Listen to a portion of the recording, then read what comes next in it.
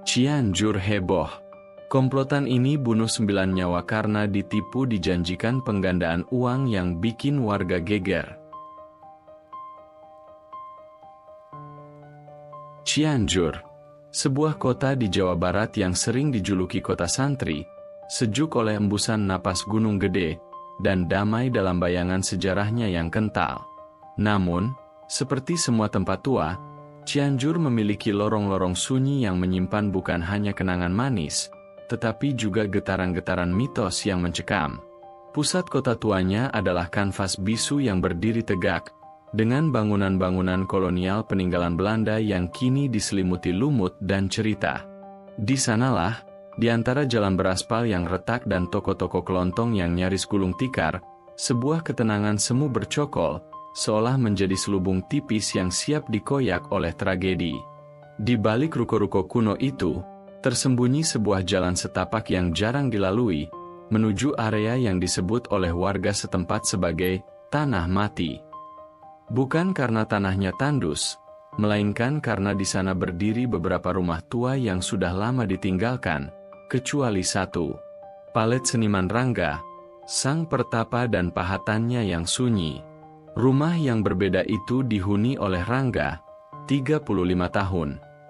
Pria ini adalah anomali di tengah masyarakat Cianjur yang komunal. Ia bukan seorang santri, bukan pedagang, melainkan seorang pematung yang hidup dari keheningan. Rangga memilih isolasi, mengukir jiwanya ke dalam bongkahan kayu dan batu, menjadikannya seorang pertapa modern yang bekerja dengan palu dan pahat, bukan dengan meditasi. Wajahnya tirus, dengan mata yang selalu terlihat lebih tua dari usianya, seolah-olah ia sudah melihat semua kengerian di dunia ini, atau mungkin kengerian yang hanya ada di dalam kepalanya sendiri. Pahatannya tidak pernah berbentuk manusia biasa, selalu berupa wujud abstrak, jeritan tak bersuara, tangan yang menggapai kehampaan, atau wajah yang membelenggu kesedihan. Oleh masyarakat, Rangga dicap aneh. Mereka menamai rumahnya Pondok Ganjil. Mereka sering berbisik bahwa matanya menyimpan rahasia kelam, dan patung-patungnya adalah media untuk memanggil roh. Padahal, Rangga hanya berusaha memahat keluar konflik batinnya yang rumit. Ia adalah mantan jurnalis yang memilih lari setelah menyaksikan suatu insiden mengerikan bertahun-tahun lalu, dan kini, ia hanya mencari kedamaian dalam debu kayu. Kenapa kamu tidak pernah membuat sesuatu yang indah, Rangga? Bunga, atau wajah gadis? Tanya Pak Ujang, tukang kopi langganannya, suatu sore. Rangga hanya tersenyum tipis, senyum yang tidak pernah mencapai matanya. Keindahan, Pak Ujang, adalah penutup yang menipu. Aku memahat kejujuran, dan kejujuran selalu terasa pahit dan ganjil. Matahari 2 pagi yang hancur dan kengerian yang mematikan. Pagi itu, udara sejuk Cianjur terasa menusuk. Sekitar pukul 6 WIB, Rangga keluar dari pondoknya. Bukan untuk sarapan, melainkan untuk mencari akar pohon jati tua yang baru saja tumbang di lahan kosong, beberapa ratus meter dari rumahnya. Akar itu menjanjikan tekstur yang sempurna untuk patung ke-10. Sebuah karya yang ia yakini akan membebaskan sepotong jiwanya. Jalan setapak menuju lahan kosong itu dipenuhi embun. Rangga berjalan perlahan. Palu dan pahat sudah ia tenteng. Sampai di tikungan semak belukar. Ia berhenti. Rangga membeku. Palu di tangannya terlepas, jatuh ke tanah dengan suara tak. Namun suara itu tenggelam oleh desiran darah yang mendadak memenuhi telinganya. Di hadapannya, bukan akar pohon yang ia temukan, melainkan 9 tubuh. 9 jasad manusia yang tergeletak di tanah terbuka. Mereka bukan hanya tewas, mereka dimatikan dengan cara yang sangat rapi dan dingin.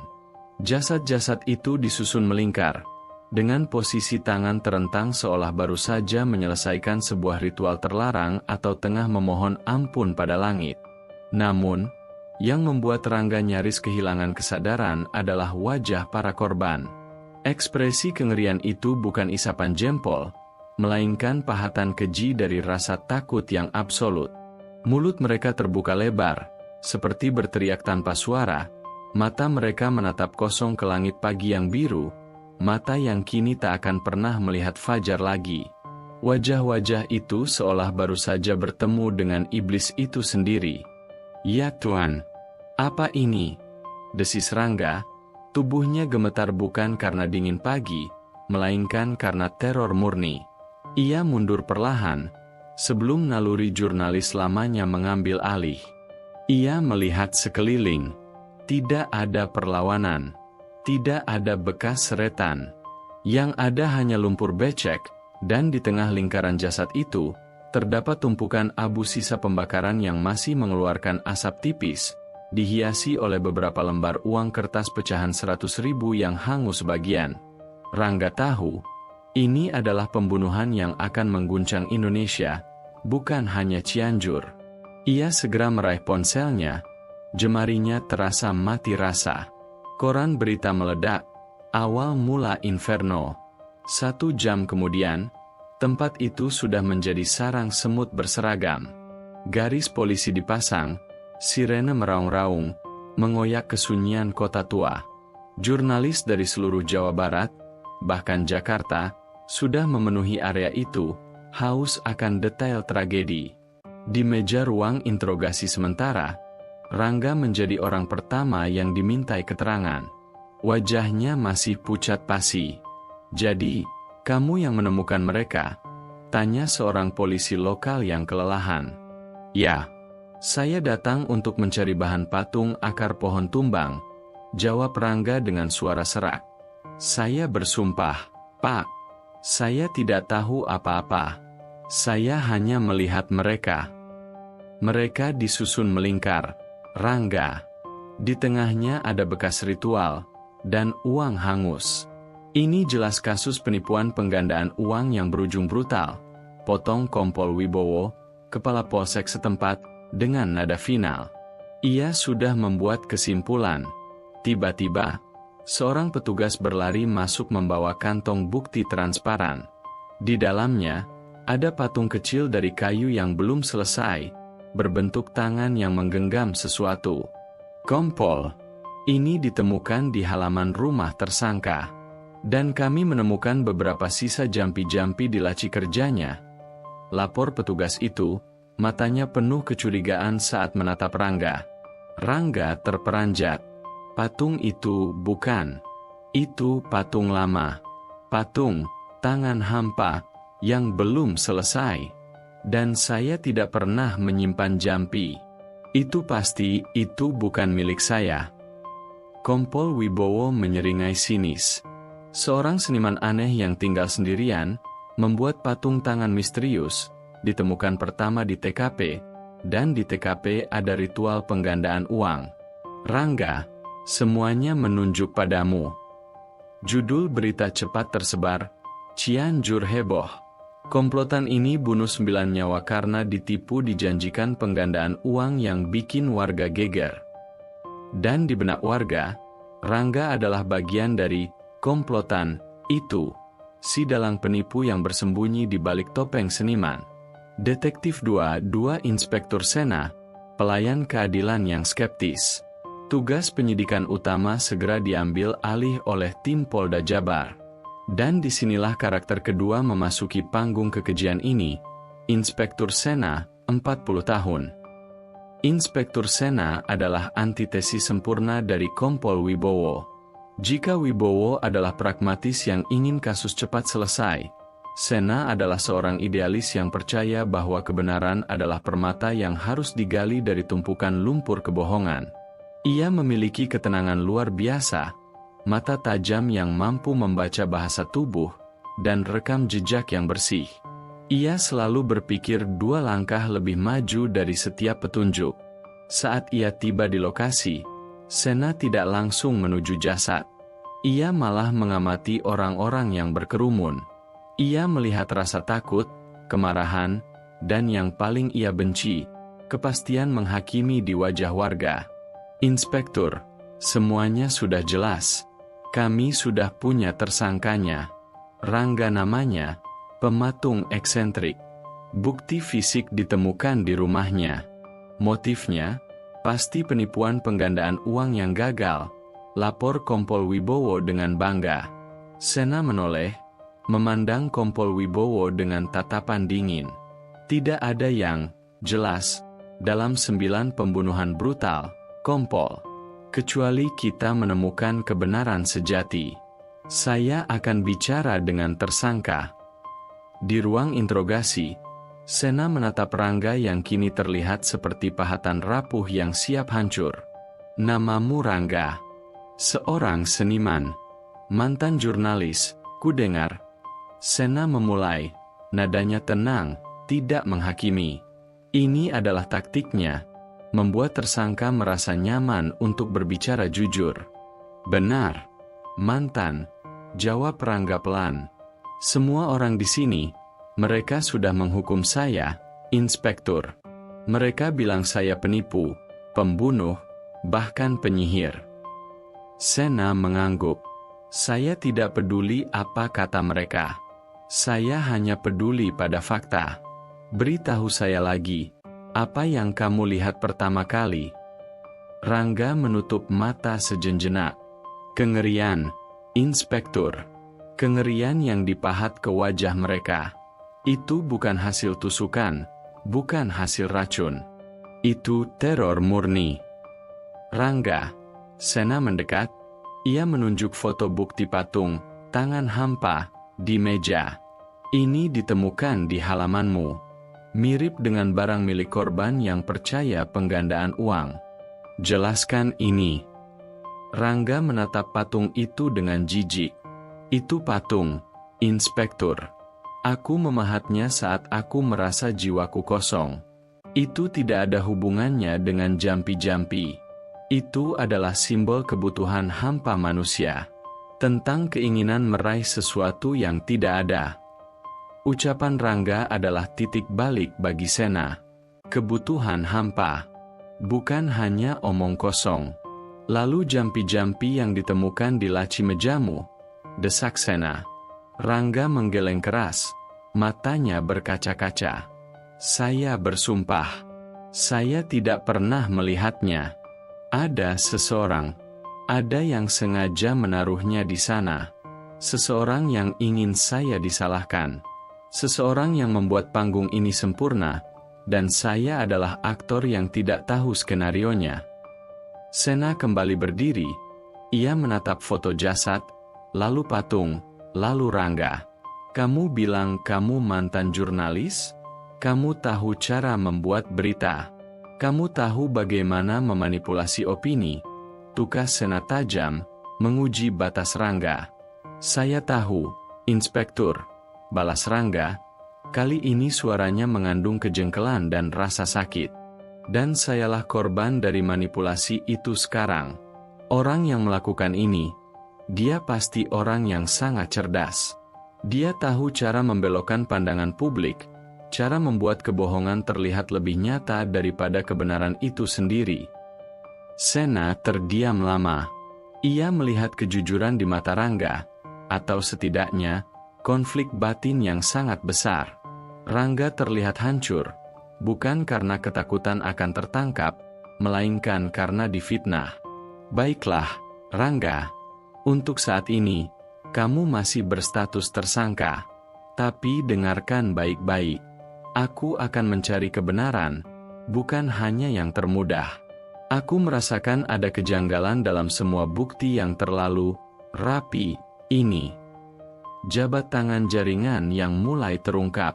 Setelah meninggalkan Rangga, Inspektur Sena kembali ke TKP. Ia mengabaikan semua kesimpulan cepat timnya dan Kompol Wibowo. Ia hanya fokus pada abu sisa pembakaran di tengah lingkaran jasad. Kompol Wibowo, panggil Sena. Apakah tim forensik sudah memeriksa residu abu ini? Apa yang dibakar? Hanya kertas dan kain, Inspektur. Bagian dari ritual penggandaan uang, jawab Wibowo santai. Tidak. Sena menggeleng.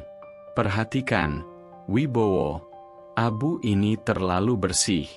Jika mereka dibakar di sini, Kenapa tidak ada sisa pakaian tebal atau kayu bakar? Ini adalah sisa dari sesuatu yang dibakar di tempat lain, lalu dipindahkan ke sini.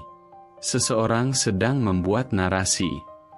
Sena kemudian beralih pada tumpukan uang yang hangus.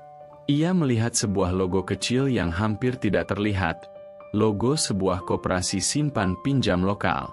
Siapa di Cianjur yang menjalankan koperasi besar selain wali kota Adi Marga? Gumam Sena pada dirinya sendiri. Dan siapa yang paling banyak diuntungkan jika kasus ini ditutup dengan cepat, dengan kambing hitam yang sempurna? Matahari sudah meninggi, mengiringi Sena kembali ke mobilnya. Teka-teki ini ibarat jaring laba-laba. Dan semakin ia membersihkan debu-debu yang menempel pada jaring itu, semakin jelas ia melihat betapa rapi dan terencana jaring itu telah ditenun. Jaring itu tidak dibuat oleh seniman gila yang tinggal menyendiri. Jaring itu dibuat oleh tangan dingin yang terbiasa memegang kekuasaan. Sena menyalakan mesin mobilnya. Babak baru telah dimulai. Ia telah mengambil keputusan, melawan arus opini publik yang sudah kadung mencap Rangga sebagai pembunuh. Ia akan memulai penyelidikan paralel, sendirian, mencari tahu siapa dalang yang begitu ahli dalam menciptakan narasi palsu ini. Pondok Ganjil yang selama ini menjadi benteng sunyi Rangga, kini menjadi medan pertempuran. Garis polisi berwarna kuning seolah mencekik leher rumah itu, sementara sorot mata publik dan lensa kamera menyala bak obor di tengah kegelapan. Udara Cianjur yang biasanya sejuk, kini terasa panas oleh amarah yang berbusa dan penghakiman yang terburu-buru. Setelah diinterogasi intensif oleh Kompol Wibowo dan dilepaskan sementara di bawah pengawasan ketat, Rangga kembali ke pondoknya, namun ia bukan lagi pemilik sah dari kehidupannya sendiri. Api-api opini publik.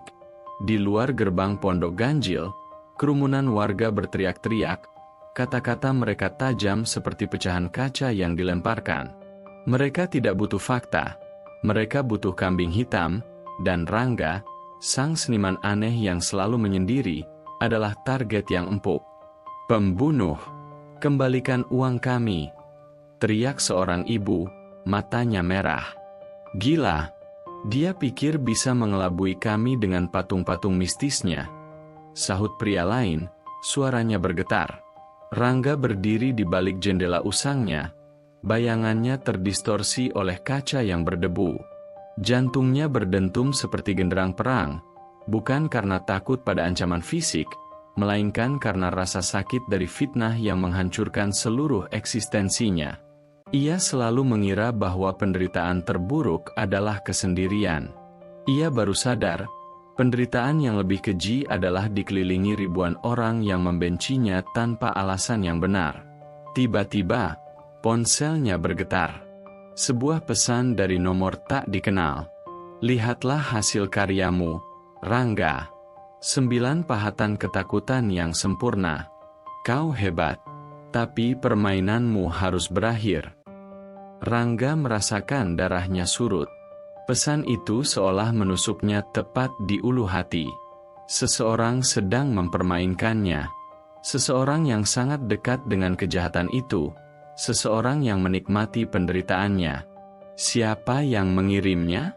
Dan bagaimana ia tahu nomor pribadinya? Di tengah kekacauan itu, Inspektur Sena datang.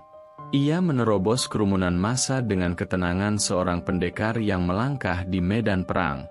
Ia berdiri di depan Rangga, di tengah ruangan yang kini berantakan akibat penggeledahan.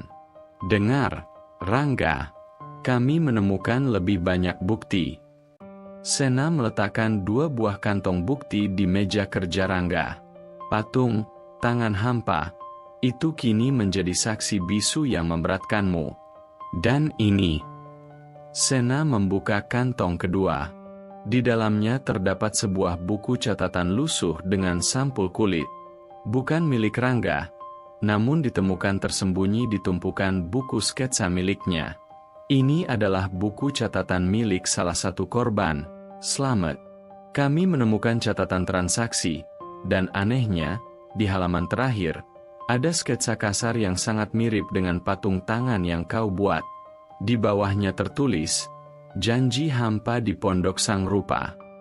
Rangga terhuyung mundur. Ia menyentuh buku catatan itu seolah itu adalah racun. Sketsa itu tidak mungkin. Itu bukan tulisan saya. Itu bukan sketsa saya. Mereka menjebak saya, Inspektur. Mereka menaruhnya di sini setelah saya diinterogasi. Mengapa mereka menjebakmu, Rangga? Mengapa harus kamu?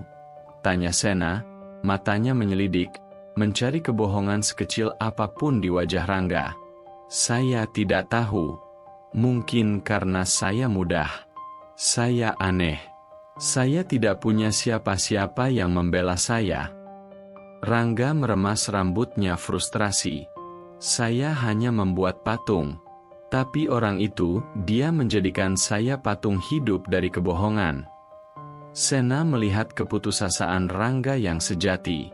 Konflik batin Rangga kini bukan lagi soal masa lalunya, tetapi soal perjuangan untuk mempertahankan kewarasannya di tengah badai tuduhan. Siluet tubuh penguatan posisi antagonis palsu. Sementara itu, di kantor kepolisian, Kompol Wibowo dan media massa bergerak cepat.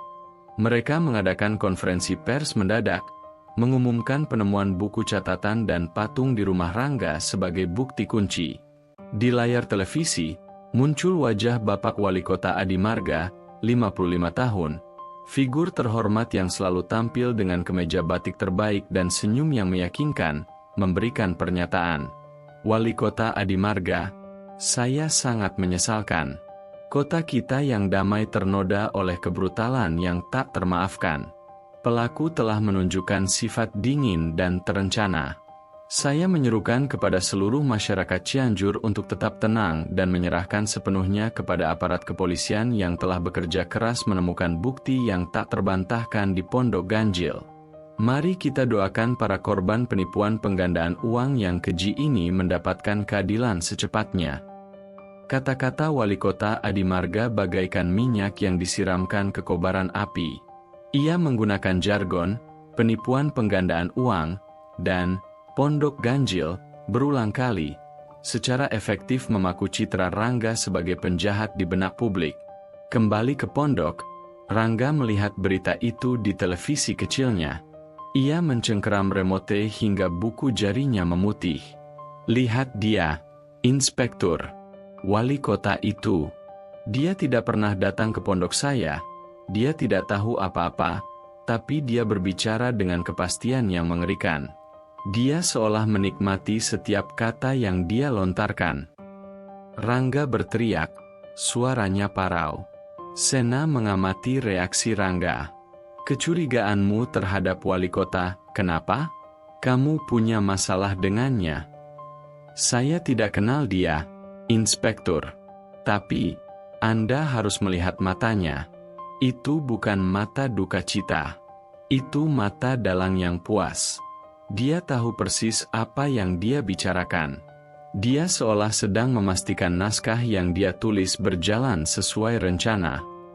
Hentikan spekulasi liar, Rangga. Fokus pada bukti, potong Sena, meskipun ia sendiri mencatat nama wali kota Adi Marga di buku sakunya. Tapi aku setuju. Bukti ini terlalu rapi, terlalu mudah. Seperti makanan yang sudah dikunyah dan disajikan. Tanda konstruksi penyelidikan yang terbentur dinding. 2 hari berlalu. Tekanan dari atasan membuat Inspektur Sena sulit bernapas. Kompol Wibowo terus mendesaknya untuk segera menyelesaikan berkas dan menyerahkan Rangga ke kejaksaan. Di kantornya yang sunyi, Sena membolak-balik berkas kasus. Ia menemukan banyak lubang, namun tidak ada bukti konkret yang bisa membebaskan Rangga.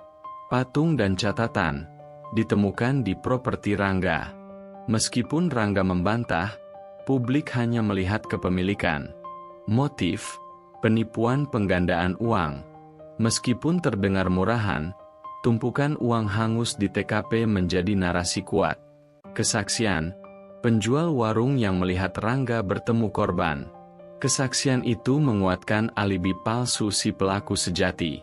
Sena memanggil petugasnya, Bribda Nanda, seorang wanita muda yang cerdas dan teliti. Nanda, cari tahu semua tentang Slamet, pemilik buku catatan itu. Dia korban ke-6. Apa pekerjaannya? Apakah dia punya musuh selain masalah uang? Siap, Inspektur. Menurut data, Slamet adalah seorang pensiunan guru SD. Ia dikenal sangat jujur, tapi belakangan ia terjerat hutang besar karena anaknya sakit. Itu sebabnya dia diduga tergiur penggandaan uang. Lalu, bagaimana Slamet yang jujur itu bisa membuat sketsa patung abstrak di bukunya? Dan sketsa itu mirip karya Rangga? Slamet bukan seniman, tanya Sena, meletakkan tangannya di dagu. Mungkin, Rangga yang memberinya, Inspektur, sebagai janji awal. Itu kesimpulan tercepat, Nanda. Tapi kita mencari kebenaran yang tersembunyi. Patung yang dibuat Rangga itu bersifat metaforis, tentang kebutuhan hampa. Sementara korban tewas karena janji uang. Ada jurang psikologis di antara keduanya. Seseorang menghubungkan keduanya secara paksa, seperti menjahit dua kain yang berbeda. Jadi, Inspektur curiga, pelaku membuat bukti, dan Rangga hanyalah kebetulan sempurna. Lebih dari kebetulan, Nanda, Rangga adalah sasaran yang dipilih. Sifatnya yang tertutup, rumahnya yang terisolasi, dan pekerjaannya yang dianggap aneh oleh warga adalah modal bagi si dalang untuk menciptakan narasi ini. Dia menjadikan Rangga sebagai perisai, menari di balik bayangan seniman itu. Sena menarik napas panjang. Nanda, sekarang fokus kita bukan lagi pada Rangga.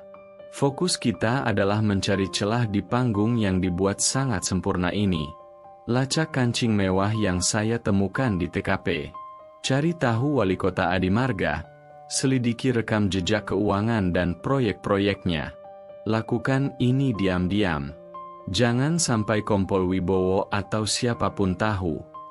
Patah hati konflik batin Rangga yang merobek. Sementara Inspektur Sena memulai langkah pertamanya menuju penyelidikan ganda, Rangga terperangkap dalam neraka batinnya sendiri. Ia teringat kejadian beberapa tahun silam, di mana ia sebagai jurnalis gagal menyelamatkan seorang narasumbernya dari ancaman pembunuhan, dan memilih melarikan diri dari profesinya karena rasa bersalah yang tak tertanggungkan. Ia mengira dengan menjadi pematung, ia bisa lari dari tragedi.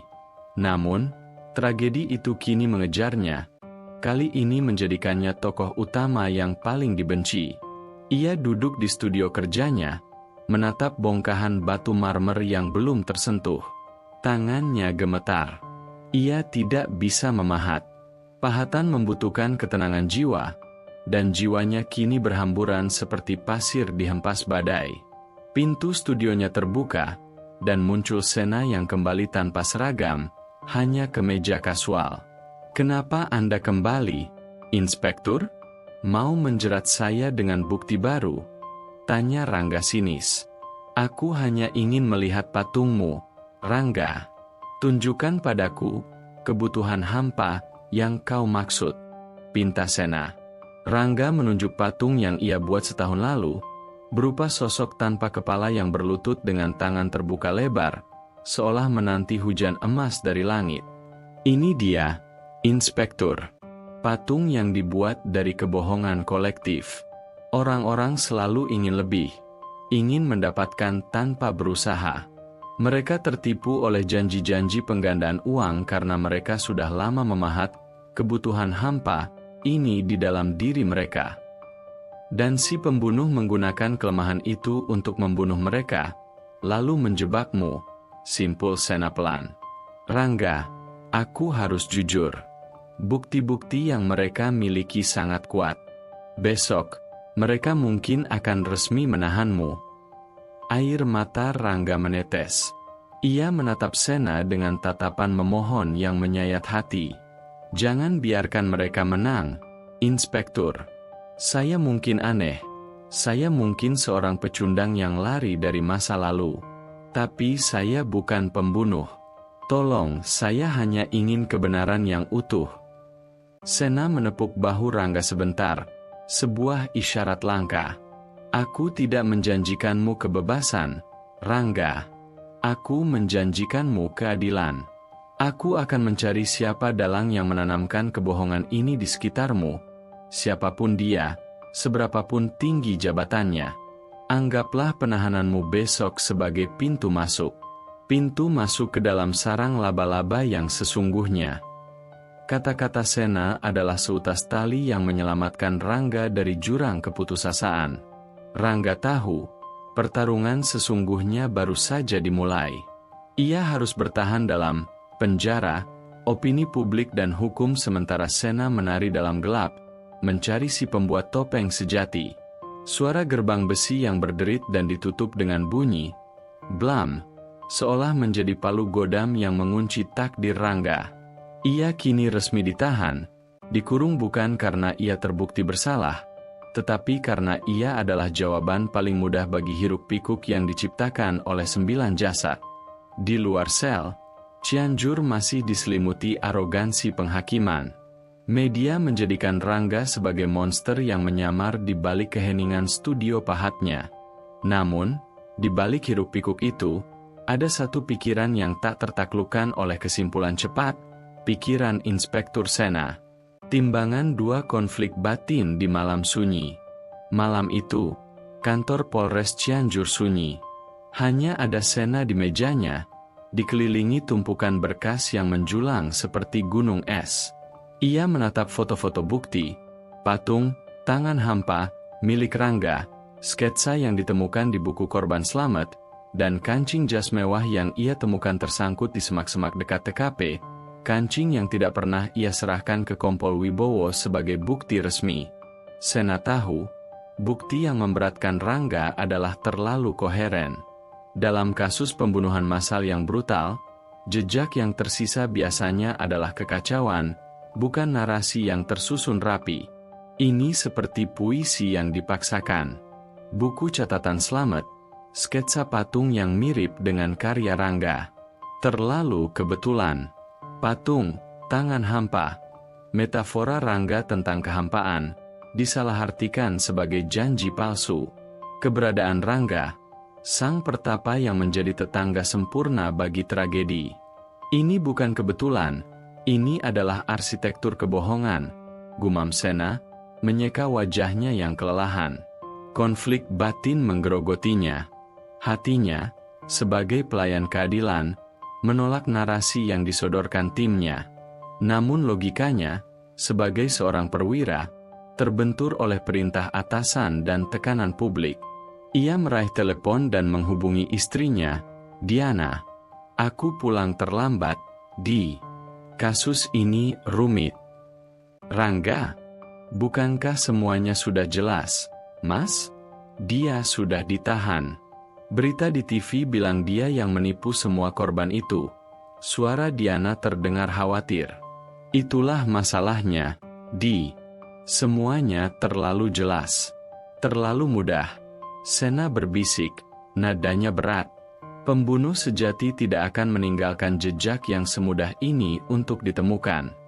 Dia pasti akan meninggalkan kekacauan. Pelaku ini, dia bukan hanya membunuh, dia sedang menciptakan alibi untuk dirinya sendiri, dan Rangga adalah lukisan di kanvasnya. Dan apa yang akan kamu lakukan, Mas? Melawan arus. Aku harus. Kalau tidak, keadilan di kota ini akan terkubur. Aku tidak bisa membiarkan seorang pria hancur oleh kebohongan yang dirangkai sedemikian rupa, hanya karena dia aneh dan menyendiri. Mikroskop membuka kotak Pandora. Keesokan paginya, Sena memulai operasi bayangan. Ia hanya melibatkan satu orang, Bribda Nanda, yang ia yakini memiliki kecerdasan dan loyalitas yang teruji. Ia menyerahkan kancing jas mewah itu kepada Nanda. Kancing perak dengan ukiran inisial AM. Nanda, ini adalah kunci pertama kita. Kancing ini bukan dari jaket biasa. Ini dari jas mahal, khusus dibuat. Lacak siapa pemilik jas dengan kancing berinisial AM di Cianjur. Lakukan secara rahasia. Katakan kamu sedang mengerjakan kasus pencurian kecil. Siap, Inspektur, jawab Nanda. Wajahnya tegang namun matanya berbinar karena tantangan. Kasus ini terasa seperti kita sedang mencari bayangan, Inspektur. Bayangan itu selalu melekat pada sosok yang bercahaya, Nanda. Kita mencari seseorang yang terlalu bersinar di kota ini. Langkah kedua Sena adalah meneliti motif, penggandaan uang, dari sudut yang berbeda. Ia meminta Nanda melacak kehidupan finansial 9 korban. Kita tidak mencari hutang mereka. Kita mencari koneksi mereka. Siapa yang memperkenalkan mereka pada ritual itu? Siapa yang menjanjikan mereka uang? Beberapa jam kemudian, Nanda kembali dengan data. Ia meletakkan spreadsheet di meja Sena. Inspektur, 9 korban itu memang memiliki hutang, tapi mereka semua memiliki satu kesamaan aneh. Mereka adalah nasabah koperasi simpan pinjam, Cahaya Utama, yang dijalankan oleh Yayasan Karya Bakti milik Wali Kota Adi Marga. Jantung Sena berdentum keras. Wali Kota Adi Marga, figur terhormat itu. Ia teringat bagaimana wali kota tampil begitu vokal di media, meyakinkan publik bahwa Rangga adalah pelakunya. Wali Kota Adi Marga, dia tidak hanya berpolitik, Nanda. Dia berbisnis dengan kemanusiaan, desah Sena. Apakah ada korban yang memiliki masalah atau konflik dengan wali kota terkait pinjaman mereka? Ya, Inspektur. 2 korban, Slamet dan Siti. Mereka berdua sempat mengajukan keberatan resmi terhadap proyek pembangunan wali kota yang akan menggusur lahan pertanian mereka. Mereka mengancam akan membawa kasus ini ke ranah hukum. Wajah Sena mengeras. Narasi, penggandaan uang, yang keji kini mulai menunjukkan retakan pertamanya. Ini bukan soal uang yang digandakan, Nanda. Ini soal suara yang dibungkam, tegas Sena. Wali Kota Adi Marga adalah pria yang terlalu berkuasa. Jika dia adalah si dalang, dia tidak akan meninggalkan jejak semudah itu. Tapi kancing ini, dan koneksi yayasan ini, adalah pilar pertama dari kebohongannya yang mulai retak. Topeng komedi dan tragedi wajah Wali Kota Adi Marga. Sore harinya, Sena mengambil langkah berani. Ia mengunjungi Wali Kota Adi Marga di kantornya. Kunjungan ini hanyalah kunjungan basa-basi, resmi. Namun Sena menggunakannya untuk menatap langsung mata singa di sarangnya. Kantor wali kota begitu mewah, jauh dari gambaran kesederhanaan Cianjur. Lukisan-lukisan mahal menghiasi dinding, dan di tengah ruangan, Wali Kota Adi Marga berdiri menyambut Sena dengan senyum penuh karisma. Ia bagaikan matahari yang bersinar terlalu terang, siap membutakan siapapun yang berani menatapnya. Ah, Inspektur Sena, syukurlah kasus ini sudah ada titik terang. Pria aneh itu, Rangga, sudah ditahan. Kota kita bisa bernapas lega, sapa wali kota, menjabat tangan Sena dengan kehangatan yang terasa palsu. Terima kasih atas dukungannya, Bapak Wali Kota. Kami masih dalam proses pendalaman. Kami tidak ingin ada kesalahan, jawab Sena, nadanya datar. Kesalahan apa lagi, Inspektur?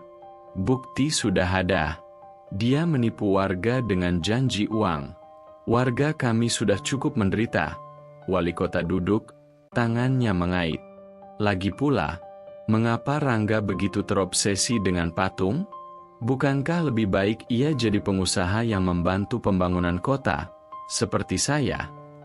Rangga adalah seniman, Bapak.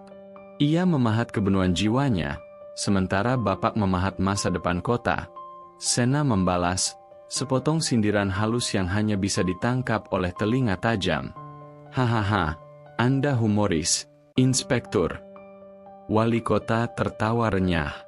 Omong-omong, Inspektur, saya mendengar Anda menanyakan soal yayasan karya bakti saya. Sena terkejut. Sial, ia tahu. Hanya pemeriksaan rutin, Bapak Wali Kota. 9 korban itu adalah nasabah koperasi Anda.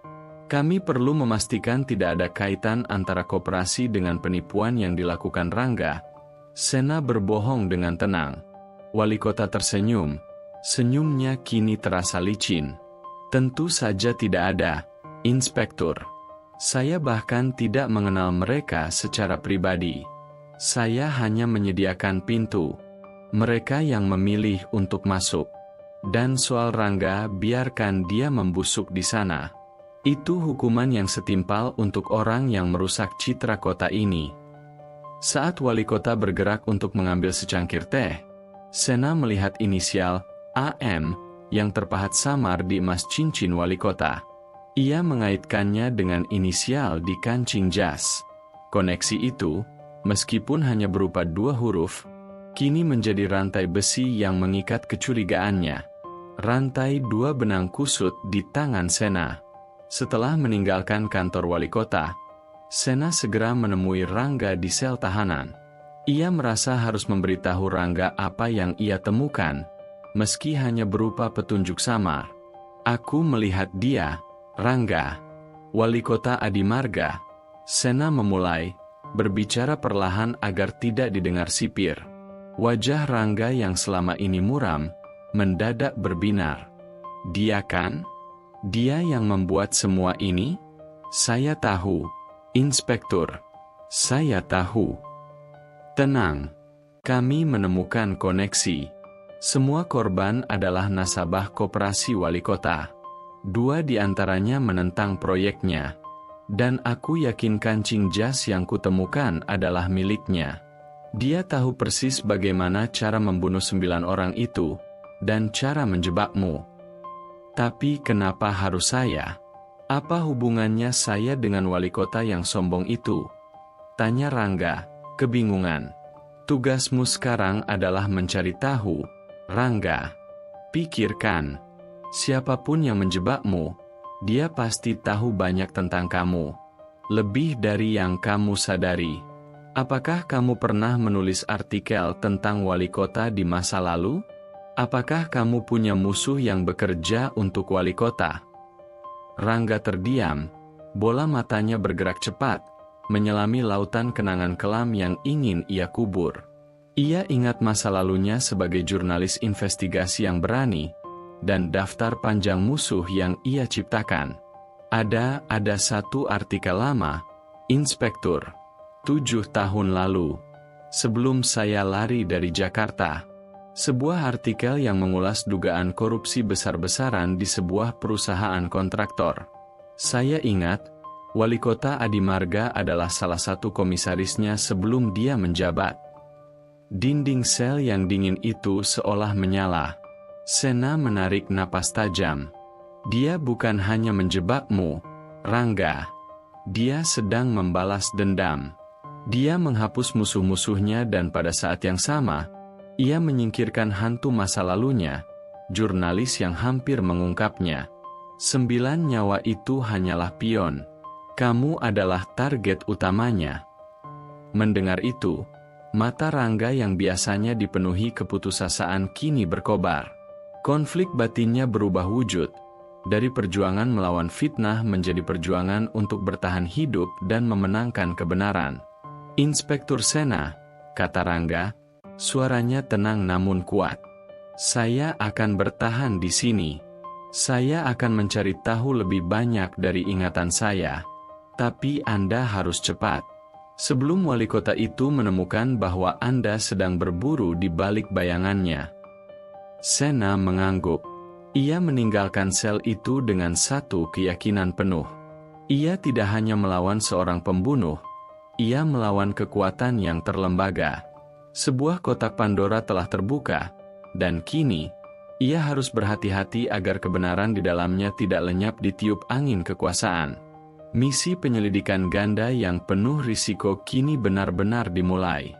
Dinding penjara adalah kanvas dingin bagi refleksi, dan bagi Rangga, ia mulai memahat kembali ingatannya di sana. Ancaman wali kota Adimarga bukan sekadar fitnah, itu adalah mata rantai terakhir yang menghubungkan masa lalu Rangga sebagai jurnalis dengan tragedi Cianjur saat ini. Sementara Rangga berjuang melawan belenggu dan ingatan, di luar sana, Inspektur Sena bergerak di bawah bayangan, menelusuri setiap lapis kebohongan yang dirangkai sempurna oleh si dalang. Bulan sabit pesona dan racun, jampi hitam. Narasi yang dilemparkan ke publik oleh wali kota Adimarga dan diamplifikasi oleh media adalah jampi hitam. Sebuah mitos kuno yang dihidupkan kembali. Ritual penggandaan uang yang menuntut korban tumbal nyawa sebagai mahar terakhir. 9 jasad yang ditemukan di lahan kosong itu, dengan susunan melingkar dan abu sisa pembakaran, dengan cepat dikaitkan sebagai bukti sahih dari ritual keji ini. Mitos selalu lebih mudah dipercaya daripada kebenaran yang rumit, bisik Sena pada Bribda Nanda saat mereka bertemu diam-diam di sebuah warung kopi tua yang nyaris kosong. Meja mereka dipenuhi dokumen dan foto korban. Masyarakat Cianjur sangat percaya hal-hal gaib, Inspektur. Begitu ada kata jampi, dan penggandaan, logika mereka langsung lumpuh. Balas Nanda, menyeruput kopi hitamnya. Korban Slamet dan Siti, 2 yang menentang proyek wali kota, memang diketahui mencari jalan pintas finansial. Wali kota pasti tahu kelemahan mereka. Tepat. Sena mengangguk. Wali kota tidak menjual janji uang, dia menjual harapan yang putus asa. Dia mengumpulkan semua pionnya, orang-orang yang punya masalah hutang dan orang-orang yang mengancam kekuasaannya, ke dalam satu lingkaran kepercayaan palsu. Lalu, dia membunuh mereka dan membuat panggung seolah-olah Rangga, si pematung aneh, adalah sang dukun penipu. Sena menunjuk pada foto abu sisa ritual. Wali kota Adimarga sangat pintar. Dia tidak membakar korban di sana, yang ada hanya sisa, persembahan, yang sudah diatur. Dia meniru setiap detail ritual yang pernah dibacanya atau didengarnya, menjadikannya cap jari palsu yang sangat meyakinkan. Wajah berbohong membongkar tirai kesaksian palsu.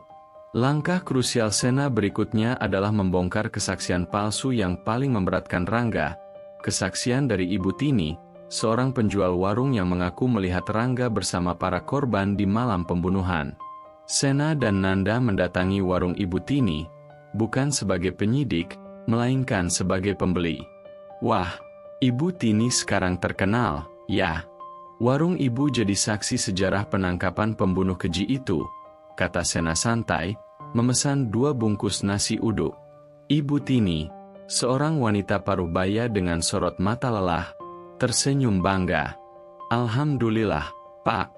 Saya hanya menjalankan kewajiban sebagai warga negara. Saya melihat dengan mata kepala sendiri. Jadi, malam itu sekitar jam 10, Ibu lihat Rangga, si pematung itu, bersama 9 orang di dekat Pondok Ganjil. Tanya Nanda. Betul sekali, Nak. Si Rangga itu wajahnya tertutup topi, tapi saya hafal jalannya yang kaku dan tas punggungnya yang besar. Dia bicara pelan dengan para korban itu, seolah memberi perintah. Saya ingat betul, mereka membawa kotak kayu kecil. Sena mengunyah nasi uduknya perlahan. Kotak kayu kecil. Untuk apa, Bu? Ya, untuk ritualnya itu, Pak. Kata orang-orang, kotak itu isinya jimat atau uang kotor. Saya merinding melihatnya. Sejak saat itu, saya yakin dia adalah dukun jahat. Sena menjeda sejenak, menatap Ibu Tini. Ibu Tini, saya harus jujur. Polisi butuh detail. Bisakah Ibu jelaskan seperti apa wajah Rangga saat Ibu melihatnya? Ekspresinya. Ibu Tini tampak berpikir keras, lalu menjawab dengan mantap. Wajahnya tertutup, tapi sorot matanya gelap, seperti menyimpan amarah dan dendam yang besar. Sena berterima kasih dan segera meninggalkan warung itu. Di dalam mobil, Sena menoleh ke Nanda. Nanda, ada kejanggalan besar. Kau ingat Rangga? Dia tidak memiliki dendam atau kemarahan seperti yang dideskripsikan Ibu Tini. Ia dipenuhi keputusasaan dan rasa bersalah. Benar, Inspektur. Tapi bukan itu saja. Jika Ibu Tini melihat Rangga berjalan, kaku dan pelan, membawa tas punggung, itu masuk akal. Rangga memang selalu berjalan seperti itu, seperti menanggung beban. Tapi, kenapa Ibu Tini begitu yakin soal kotak kayu kecil dan dukun jahat, padahal dia bilang hanya melihat dari jauh? Nanda merenung. Sena memukul setir perlahan. Ibu Tini tidak berbohong soal melihat seseorang, tapi deskripsinya adalah fakta yang dicampur fiksi. Fakta, ia melihat sosok pria yang mirip Rangga, jalan kaku dan tas punggung. Fiksi, ia menambahkan detail, kotak kayu, dan interpretasi, dukun jahat, setelah wali kota dan media memberitakan narasi, jampi hitam, itu. Wali kota pasti menyebarkan narasi itu terlebih dahulu, lalu meminta Ibu Tini mengonfirmasi kesaksian yang sudah dibentuk. Artinya, orang yang dilihat Ibu Tini adalah orang yang meniru gerak-gerik Rangga. Simpul Nanda, matanya membesar. Bukan sekadar meniru, Nanda. Orang yang dilihat Ibu Tini adalah orang yang tahu kebiasaan Rangga. Dia hidup di sekitar sini. Cukup dekat untuk tahu bagaimana Rangga berjalan dan membawa tas. Wali kota Adimarga sangat jarang datang ke area ini. Orang yang menjebak Rangga pasti adalah perpanjangan tangan wali kota. Seseorang yang berfungsi sebagai kaki tangan, yang mengatur panggung di TKP, jelas Sena. Penerima telepon melacak inisial, AM. Saat Sena disibukkan dengan analisis kesaksian palsu, Nanda memberikan laporan mengenai kancing jas mewah berinisial AM. Inspektur, ini datanya. Kancing itu hanya dipesan oleh 3 orang di Cianjur dalam 5 tahun terakhir. Seorang pengusaha properti di Bandung, seorang hakim di Sukabumi, dan wali kota Adimarga. Kualitas bahan baku, jahitan, dan inisialnya semuanya merujuk pada wali kota. Sempurna, Sena berbisik, memejamkan mata sejenak, menghela napas panjang. Kancing ini adalah duri kecil yang menusuk wali kota di balik selimut kebohongan. Dia menyingkirkanku di konferensi pers, tapi dia tidak bisa menyingkirkan kancingnya sendiri. Apa langkah kita selanjutnya, Inspektur? Wali kota sudah tahu kita menanya yayasannya. Tanya Nanda. Kita tidak bisa menyerangnya langsung, Nanda. Kekuatannya ibarat benteng dari beton. Kita harus mencari titik rapuh, yaitu motif yang lebih dalam. Kenapa wali kota tidak hanya membunuh 2 musuhnya, Slamet dan Siti, tapi 9 orang sekaligus? Sena menatap daftar 9 korban lagi. 8 orang memiliki masalah hutang dan tergiur penggandaan uang. 2 orang, Slamet dan Siti, memiliki masalah politik dengan wali kota. Cari tahu, Nanda. Ada apa dengan 7 korban lainnya? Apakah mereka semua hanya sekadar pecundang yang tertipu? Atau mereka juga terkait dengan sindikat wali kota yang lain? Koperasi, perdagangan organ. Sena mengucapkan kata terakhir dengan nada rendah dan penuh jijik. Jabat tangan kunjungan ketahanan. Malam harinya, Sena kembali mengunjungi Rangga. Ia butuh bantuan untuk menguraikan motif balas dendam lama wali kota. Rangga, fokus pada artikelmu 7 tahun lalu tentang perusahaan kontraktor itu. Apakah ada hal spesifik yang kamu tahu, yang bisa menghancurkan wali kota saat ini? Rangga, dengan mata yang kini lebih fokus, mulai berbicara, suaranya sedikit pulih. Artikel itu tentang penipuan tender proyek infrastruktur. Tapi yang lebih keji, perusahaan itu dituduh menggunakan dana kompensasi korban bencana alam. Dana itu seharusnya dipakai untuk membangun rumah sakit darurat, tapi mereka alihkan. Rumah sakit darurat? Di mana itu dibangun? Di pinggiran Cianjur, Inspektur. Tapi rumah sakit itu tidak pernah selesai. Proyek itu mangkrak selama bertahun-tahun. Tapi anehnya, tahun lalu, saya dengar proyek itu tiba-tiba dihidupkan kembali, dan wali kota mengumumkannya sebagai pencapaiannya. Sena merasakan hawa dingin menjalari tulang punggungnya. Proyek yang mangkrak. Dana kompensasi korban bencana. Rangga, apakah kamu ingat nama dokter atau pihak medis yang seharusnya mengelola rumah sakit itu? Ya, saya ingat nama Dr. Dharma. Dia adalah orang yang paling vokal mengancam akan membongkar kasus pengalihan dana itu ke media. Tapi setelah artikel saya terbit, dia menghilang. Tidak pernah ada yang tahu kabarnya. Sena merasa seperti baru saja menemukan harta karun di tengah badai. Hilangnya Dr. Dharma, proyek mangkrak yang tiba-tiba dihidupkan, dan wali kota yang sekarang menjadi pembunuh berantai. Ini bukan lagi sekadar balas dendam pribadi terhadap Rangga. Ini adalah jaring kejahatan yang sangat kompleks. Wali kota tidak hanya membunuh untuk menutupi kejahatan lamanya, Rangga.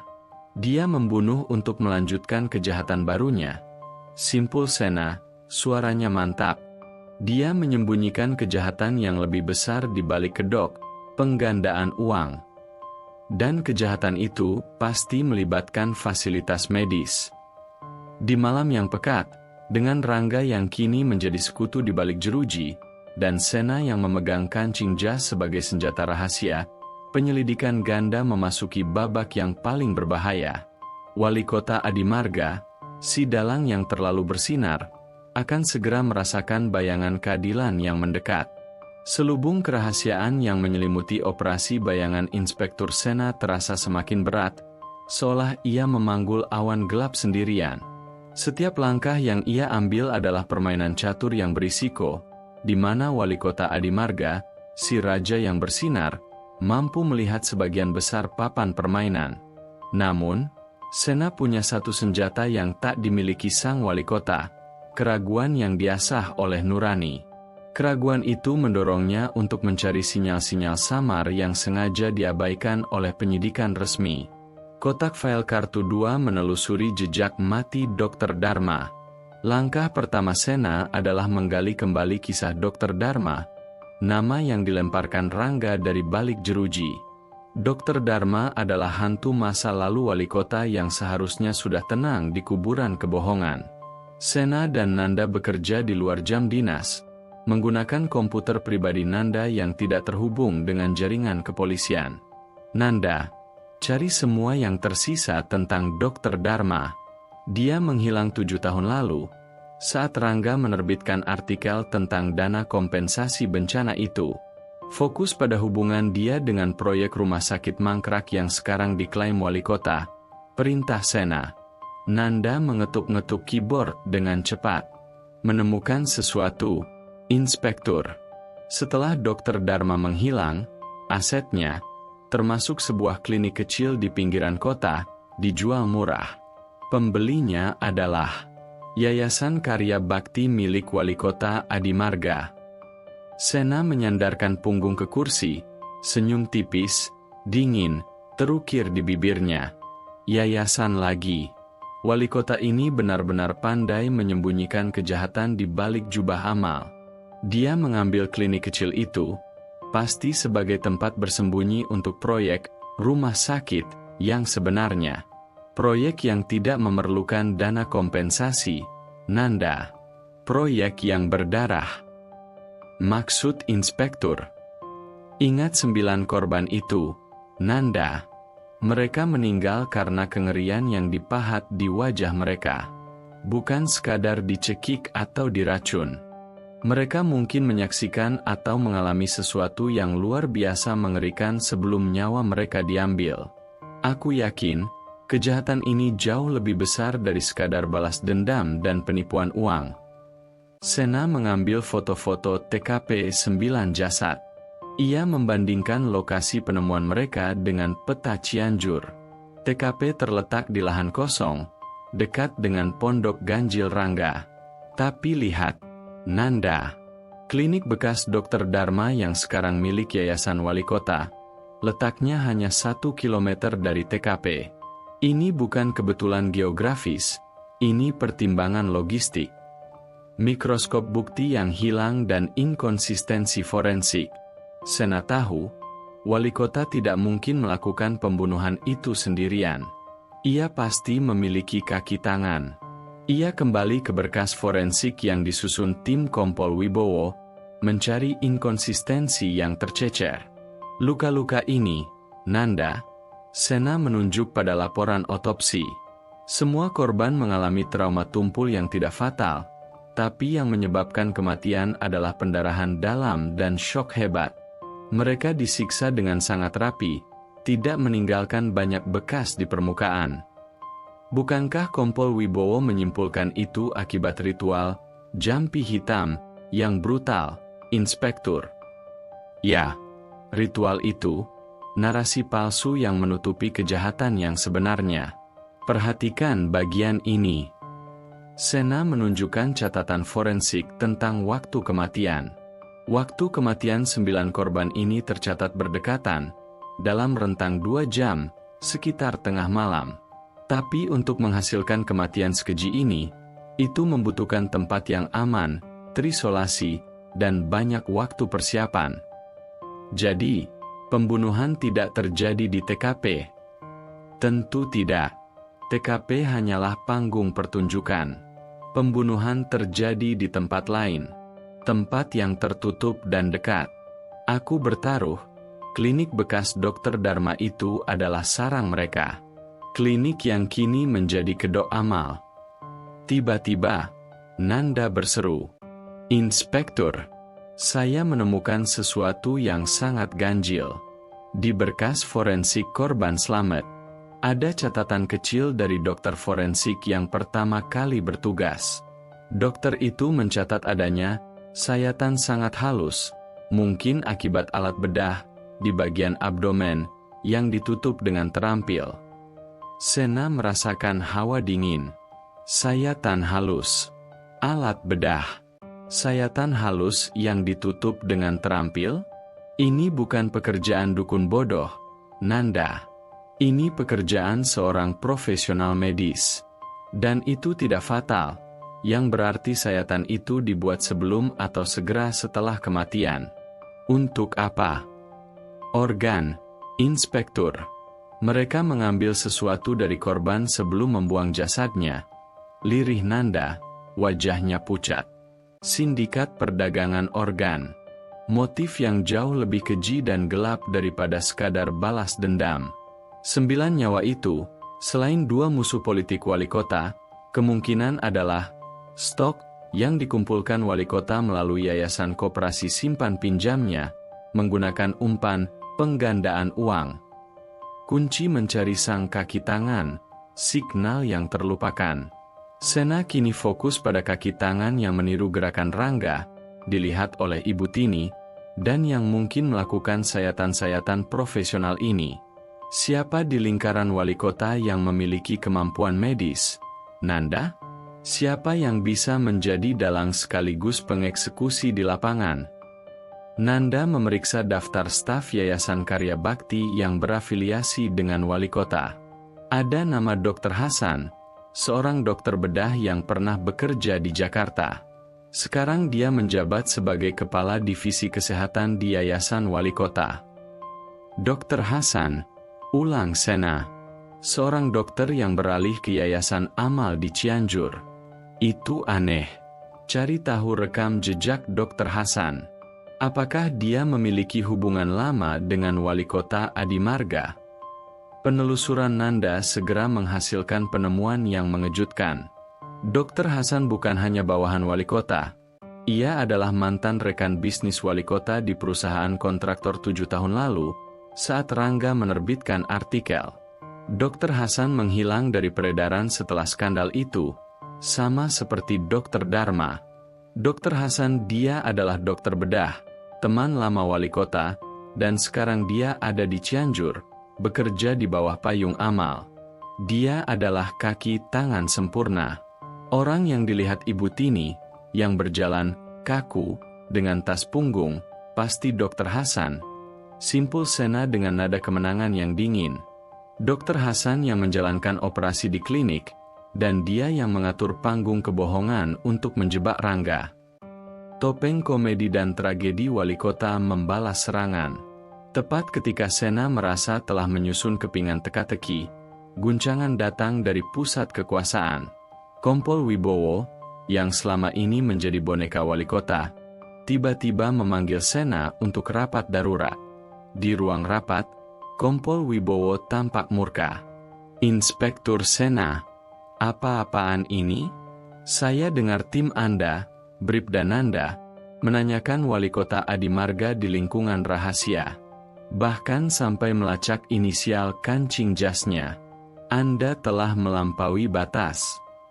"Saya melakukan penyelidikan, Kompol. Casing ini belum tuntas," balas Sena tenang, tetapi sarafnya tegang. "Tuntas.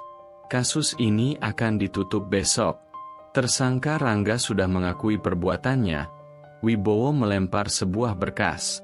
Sena membaca berkas itu, matanya melebar. Itu adalah surat pengakuan bersalah yang ditandatangani oleh Rangga. "Ini tidak mungkin. Rangga tidak pernah mengaku," seru Sena. "Dia mengaku semalam, Inspektur. Setelah perdebatan panjang dengan pengacaranya. Dia lelah, dia ingin semua ini berakhir," kata Wibowo sinis. "Anda harus menghentikan segala penyelidikan liar terhadap wali kota Adimarga, Sena. Dia adalah figur terhormat. Jika Anda melanjutkannya, saya akan mengajukan laporan resmi atas penyalahgunaan wewenang." Konflik dan tekanan puncak. Sena tahu, Rangga tidak akan pernah mengaku bersalah. Pengakuan itu pasti palsu, hasil tekanan luar biasa yang diberikan wali kota di balik layar.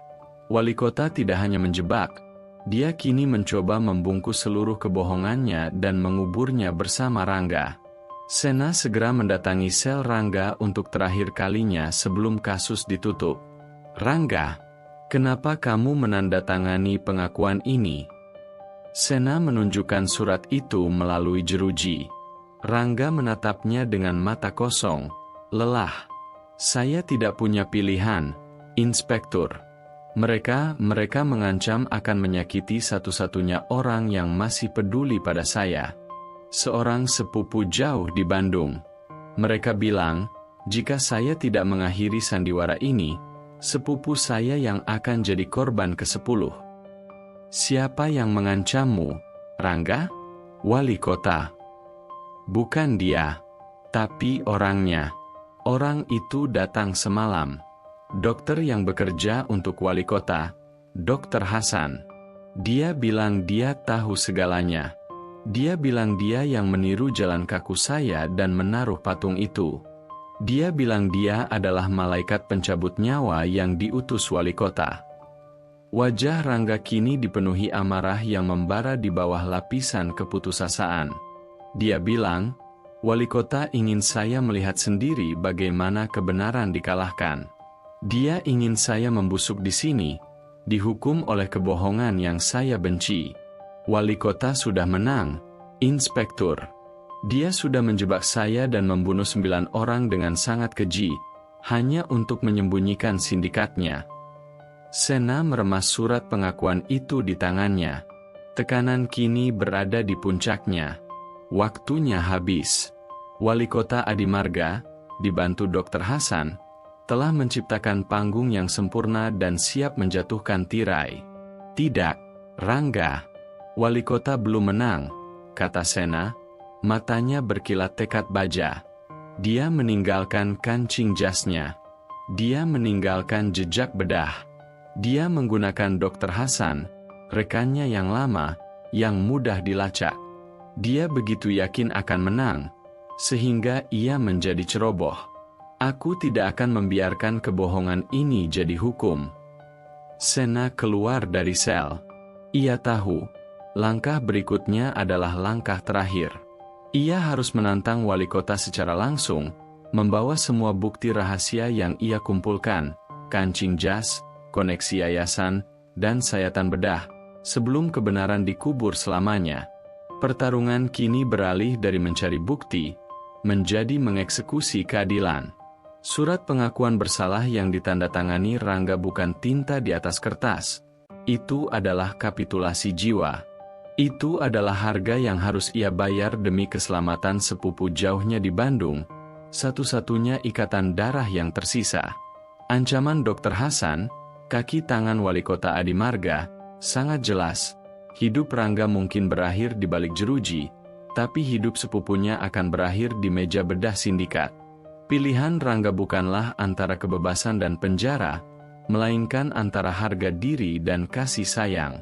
Ia memilih mengorbankan diri, membiarkan kebohongan menjadi kebenaran resmi. Patah hati dinding penjara dan luka batin. Di selnya yang sempit, Rangga duduk meringkuk. Dunia luar telah membenarkan label pembunuh padanya, didukung oleh pengakuan palsu yang kini menjadi berita utama. Opini publik, yang selama ini menghakimi, kini meraung puas, menganggap kasus telah tuntas.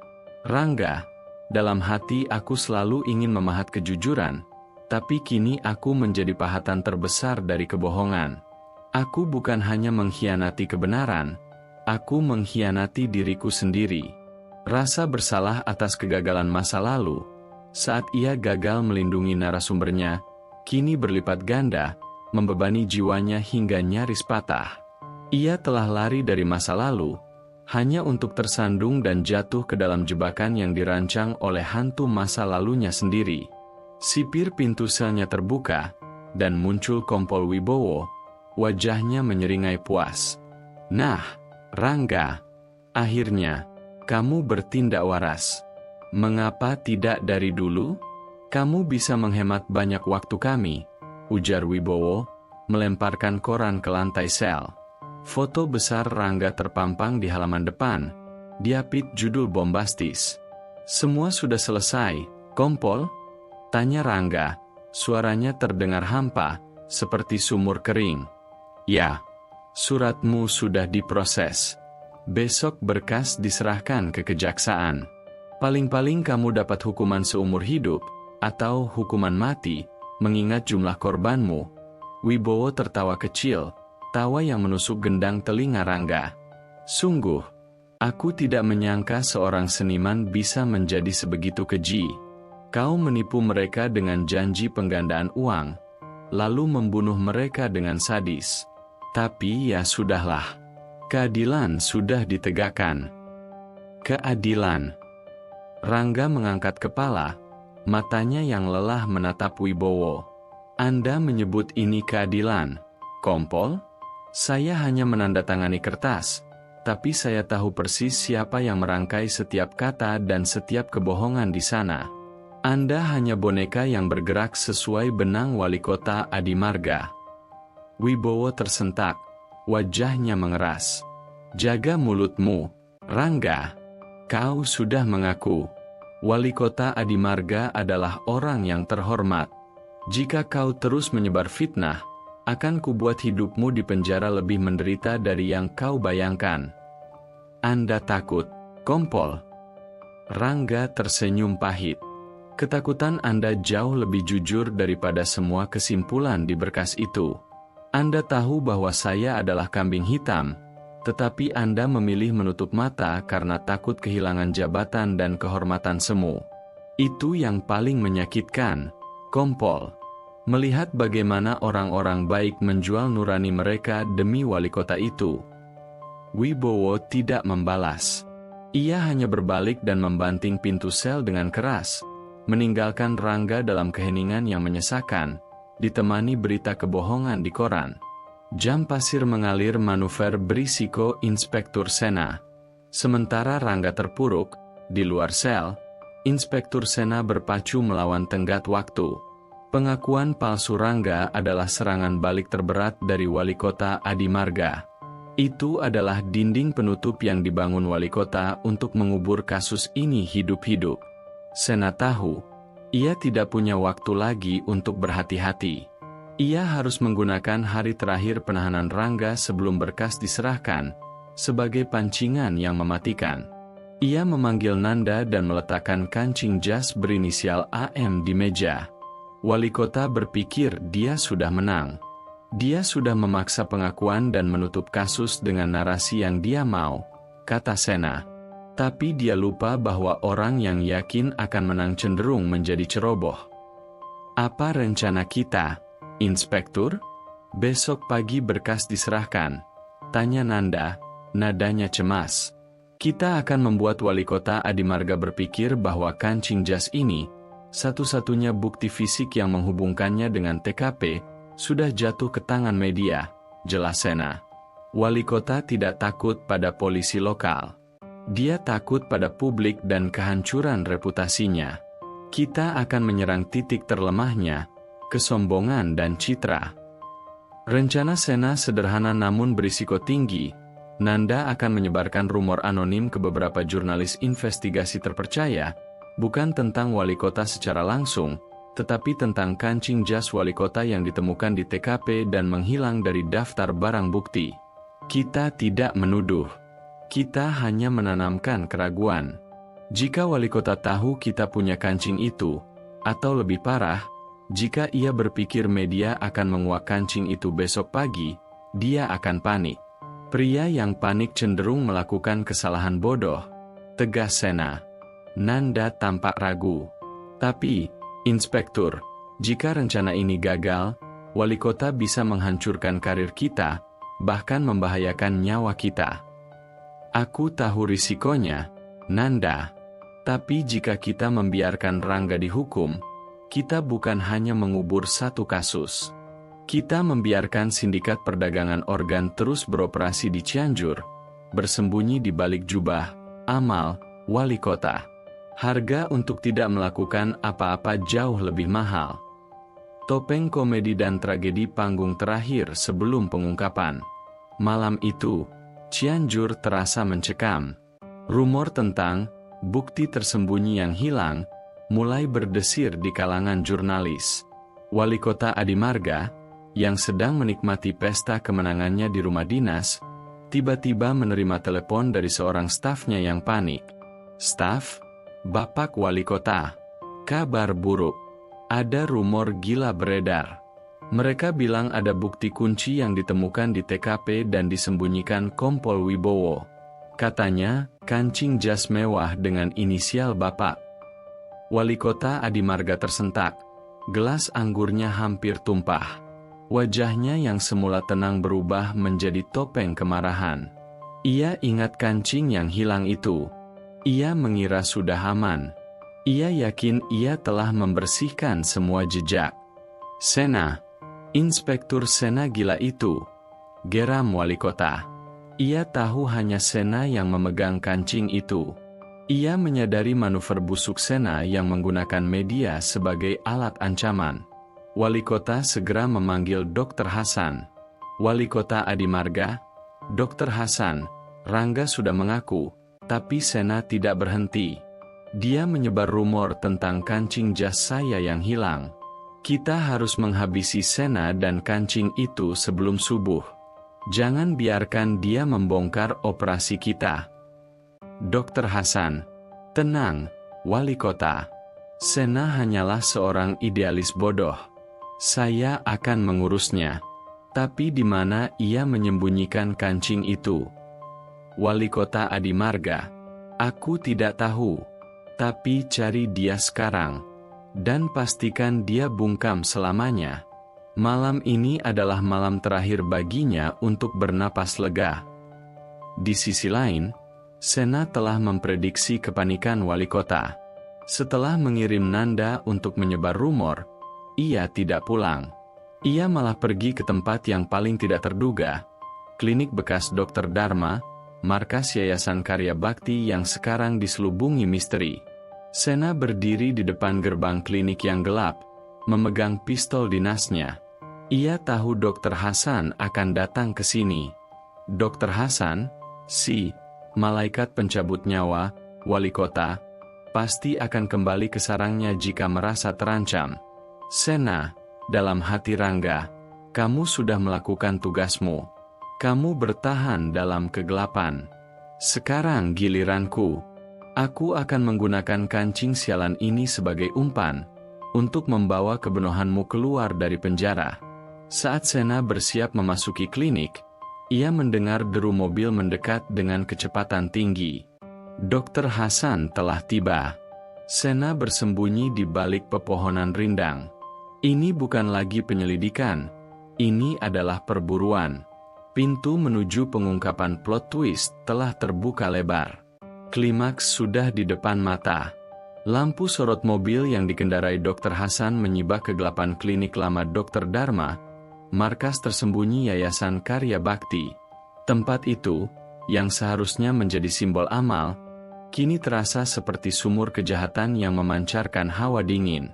Inspektur Sena bergerak cepat, menyelinap di balik semak belukar. Ia adalah satu-satunya peluru terakhir yang tersisa untuk menembus benteng kebohongan Wali Kota Adi Marga, dan ia akan melepaskannya malam ini.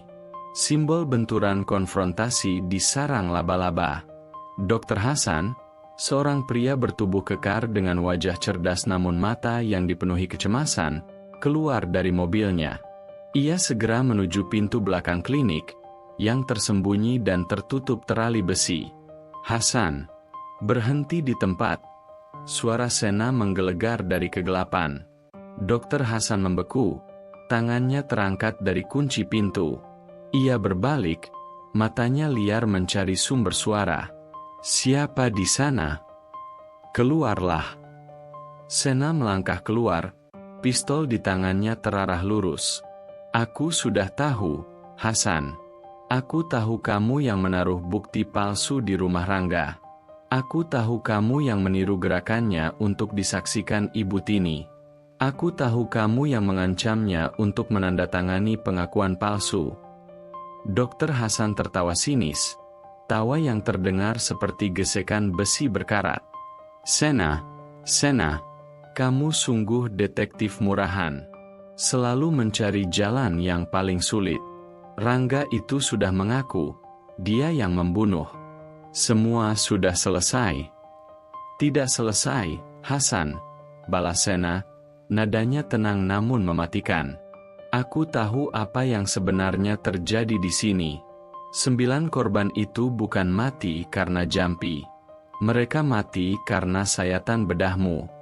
Mereka adalah stok organ yang kamu kumpulkan melalui koperasi bodoh Wali Kota Adi Marga, menggunakan janji penggandaan uang sebagai kedok paling bejat. Wajah Dr. Hasan berubah drastis, topeng kesombongannya runtuh. Matanya memancarkan ketakutan yang mendalam. Ia segera menarik pistol kecil dari pinggangnya, senjata yang ia sembunyikan di balik jaket dokternya. Kau tahu terlalu banyak, Sena. Seharusnya kau biarkan saja kasus ini ditutup. Wali kota akan membuatmu kaya. Teriak Hasan, tangannya gemetar. Aku lebih memilih kebenaran daripada emas kotormu, tukas Sena. Turunkan senjatamu, Hasan. Aku punya kancing jas wali kota. Begitu aku menembakmu, Nanda akan membocorkan kancing itu ke media, dan kehormatan wali kota akan hancur sebelum mayatmu mendingin. Wali kota tidak akan senang jika rahasianya terkuak. Ancaman itu berhasil mematikan langkah Hasan. Ia tahu, wali kota lebih mementingkan citra daripada nyawanya. Hasan menjatuhkan pistolnya ke tanah dengan denting keras. Pisau Hocho pengakuan pengecut. Sena mendekat, tangannya masih siaga. Buka pintu itu, Hasan. Aku ingin melihat apa yang wali kota sembunyikan di balik yayasan amalnya. Dengan terpaksa, Dr. Hasan membuka kunci terali besi. Di dalamnya, bukan gudang obat atau ruang amal. Itu adalah ruang operasi gelap yang dilengkapi peralatan canggih namun kotor. Bau antiseptik dan amis darah yang samar menyeruak.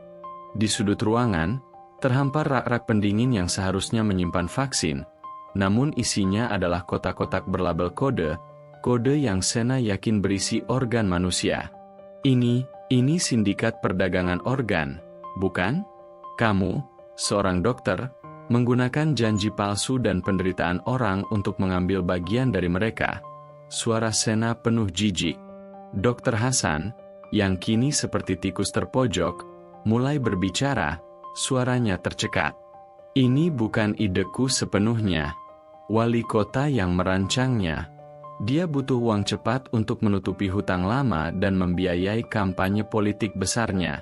Kami menggunakan orang-orang yang sudah putus asa, yang terjerat hutang. Kami menjanjikan mereka uang besar melalui ritual, dan saat mereka datang, kami memberikan mereka dosis penenang.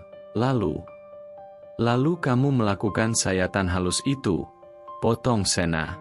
Dan kemudian wali kota menyusun jasad mereka di lahan kosong, menaburkan abu dan uang hangus, menjadikannya ritual jampi untuk mengalihkan perhatian dari pekerjaan bedahmu. Dr. Hasan mengangguk, air mata penyesalan mulai membasahi pipinya.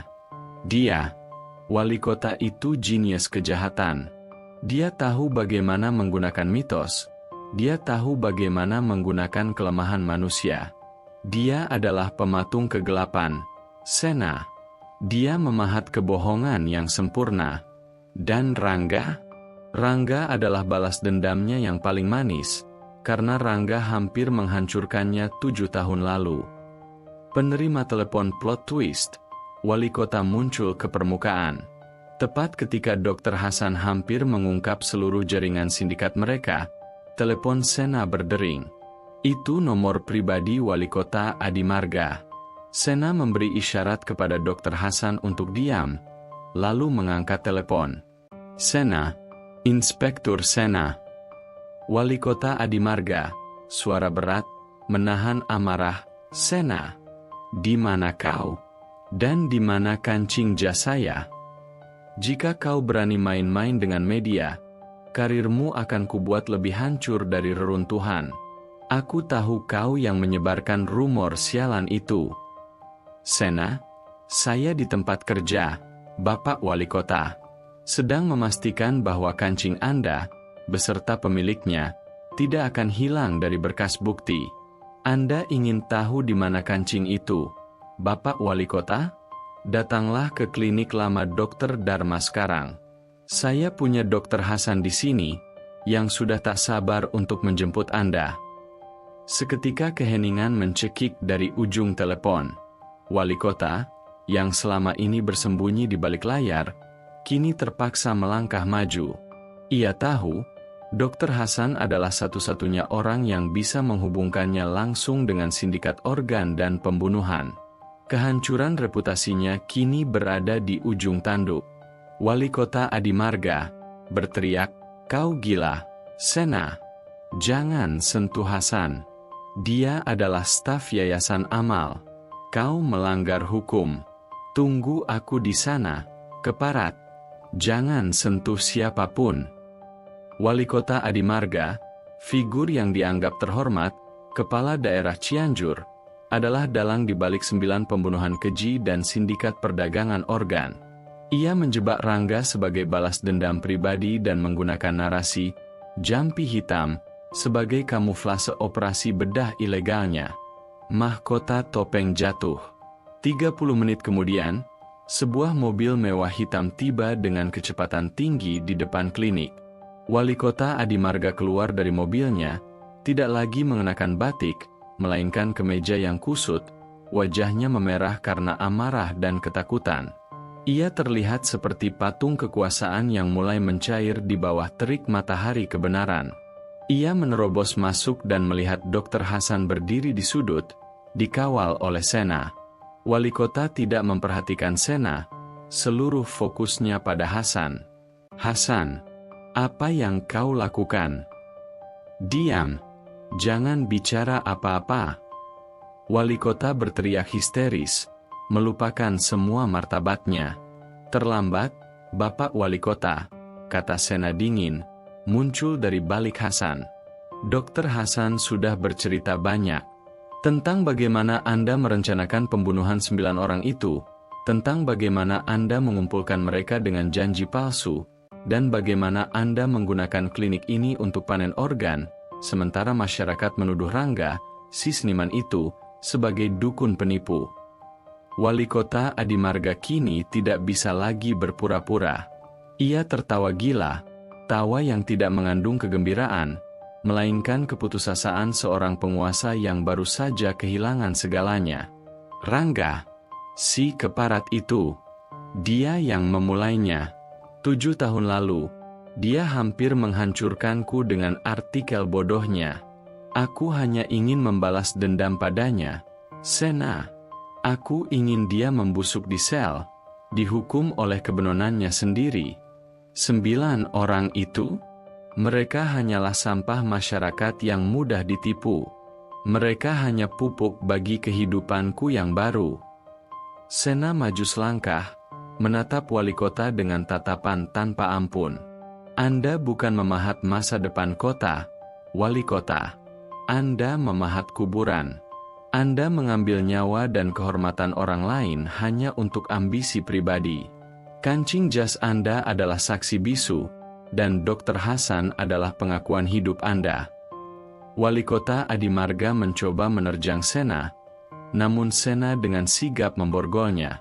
Bunyi besi borgol yang terkunci adalah palu godam keadilan yang menghantam kehormatan wali kota hingga berkeping-keping.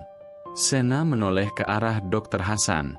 Sekarang, Hasan, panggilkan aku Nanda dan Kompol Wibowo. Saatnya kita membuka pintu gudang pendingin itu dan membongkar sindikat perdagangan organ ini di depan semua orang. Malam itu, topeng wali kota Adimarga telah terlepas. Plot twist yang selama ini dirahasiakan kini meledak. Dalang utama, bukan Rangga si Pertapa, melainkan wali kota Adimarga si figur terhormat, yang menggunakan kekuasaan, mitos, dan kebohongan untuk menutupi kejahatan yang jauh lebih keji dan pribadi. Panggung telah disiapkan untuk Rangga kembali, dan wali kota menuju nasib yang tak terhindarkan. Fajar mulai menyingsing di atas Cianjur, namun di klinik lama Dr. Dharma, malam terasa abadi. Di bawah sorotan lampu darurat, kebenaran terbentang telanjang, lebih mengerikan dari mitos, jampi hitam, manapun. Wali kota Adimarga, yang beberapa jam sebelumnya adalah figur yang bersinar, kini hanya seorang tahanan dengan borgol, wajahnya pucat oleh kekalahan. Ia adalah lukisan dosa yang baru saja tersingkap, dikelilingi oleh Inspektur Sena, Dr. Hasan, dan kini Kompol Wibowo serta Bribda Nanda yang tiba dengan keterkejutan mendalam. Gudang dosa dan sindikat kemanusiaan. Kompol Wibowo, yang selama ini dibutakan oleh ambisi dan kepatuhan pada kekuasaan, berjalan masuk ke ruang operasi gelap itu. Saat ia melihat peralatan bedah ilegal dan rak pendingin yang penuh dengan kotak-kotak berlabel kode, tubuhnya gemetar bukan lagi karena amarah, melainkan karena kengerian sejati. Ya Tuhan, ini benar-benar terjadi. Lirih Kompol Wibowo, kehilangan semua kesombongannya. Sindikat organ. Selamat datang kembali ke realitas, Kompol, kata Sena dingin. Ini adalah kejahatan yang Anda coba tutup dengan cepat, hanya karena ada pengakuan yang mudah. Wali kota Adimarga tidak menipu dengan uang, dia menipu dengan janji keselamatan palsu. Dr. Hasan, jelaskan bagaimana jaringan ini bekerja.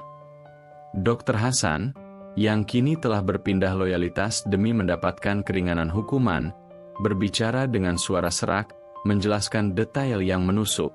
Kami menggunakan Yayasan Karya Bakti dan Koperasi Simpan Pinjam sebagai filter, Pak. Orang-orang yang terjerat hutang, yang putus asa, yang bersedia melakukan apa saja demi uang, adalah target kami. Kami tidak menjanjikan mereka penggandaan uang kotor. Kami menjanjikan pelunasan hutang melalui ritual yang mengharuskan mereka datang ke lokasi terpencil di tengah malam. Ritual itu, seperti apa? Desak Nanda, mencatat dengan cepat. Ritualnya sederhana. Kami memberikan mereka minuman penenang dosis tinggi di lahan kosong dekat Pondok Rangga, yang kami buat seolah-olah tempat keramat. Setelah mereka tak sadarkan diri, kami membawa mereka ke sini, ke klinik ini, jelas Hasan, menunjuk ke ruang operasi.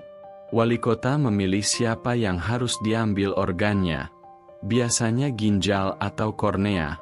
Setelah operasi, mereka diberi dosis berlebih dan dibawa kembali, disusun melingkar di lahan kosong itu. Abu dan uang hangus itu hanya untuk menguatkan mitos jampi hitam.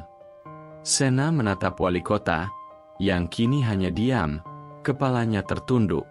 Dan sisa uang yang hangus itu milik koperasi Anda. Wali kota Adimarga mengangkat kepalanya, matanya dipenuhi kebencian, bukan pada Sena, melainkan pada Hasan. Diam, Hasan. Jangan kau berkhianat. Ini sudah berakhir, wali kota, potong Sena. Uang yang hangus itu adalah pengembalian simbolis hutang korban kepada koperasi Anda. Sebuah pertunjukan yang sempurna, di mana Anda menjadi pahlawan yang menjaga citra kota dari dukun penipu, sementara sebenarnya Anda adalah vampir kemanusiaan yang memeras hingga tetes darah terakhir. Topeng komedi dan tragedi wali kota, dendam yang lebih manis dari emas. Meskipun sindikat organ adalah motif utama wali kota untuk mendapatkan uang, Sena tahu bahwa kebencian terhadap Rangga adalah mesin yang menghidupkan seluruh drama kebohongan ini. Sekarang, wali kota, Sena mendekat, memegang kancing jas di tangannya. Mari kita bicara tentang motif yang lebih dalam. Rangga, kenapa harus dia? Kenapa tidak menjebak orang lain yang lebih mudah? Wali kota Adimarga tersentak, dan untuk pertama kalinya, ia menunjukkan emosi selain ketakutan, kemarahan yang membakar. Karena dia pantas mendapatkannya. Rangga adalah penghalang abadi.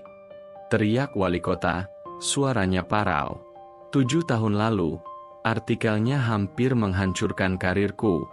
Bukan hanya tentang korupsi kontraktor, Sena. Artikel itu membuatku kehilangan kesepakatan besar dengan investor asing.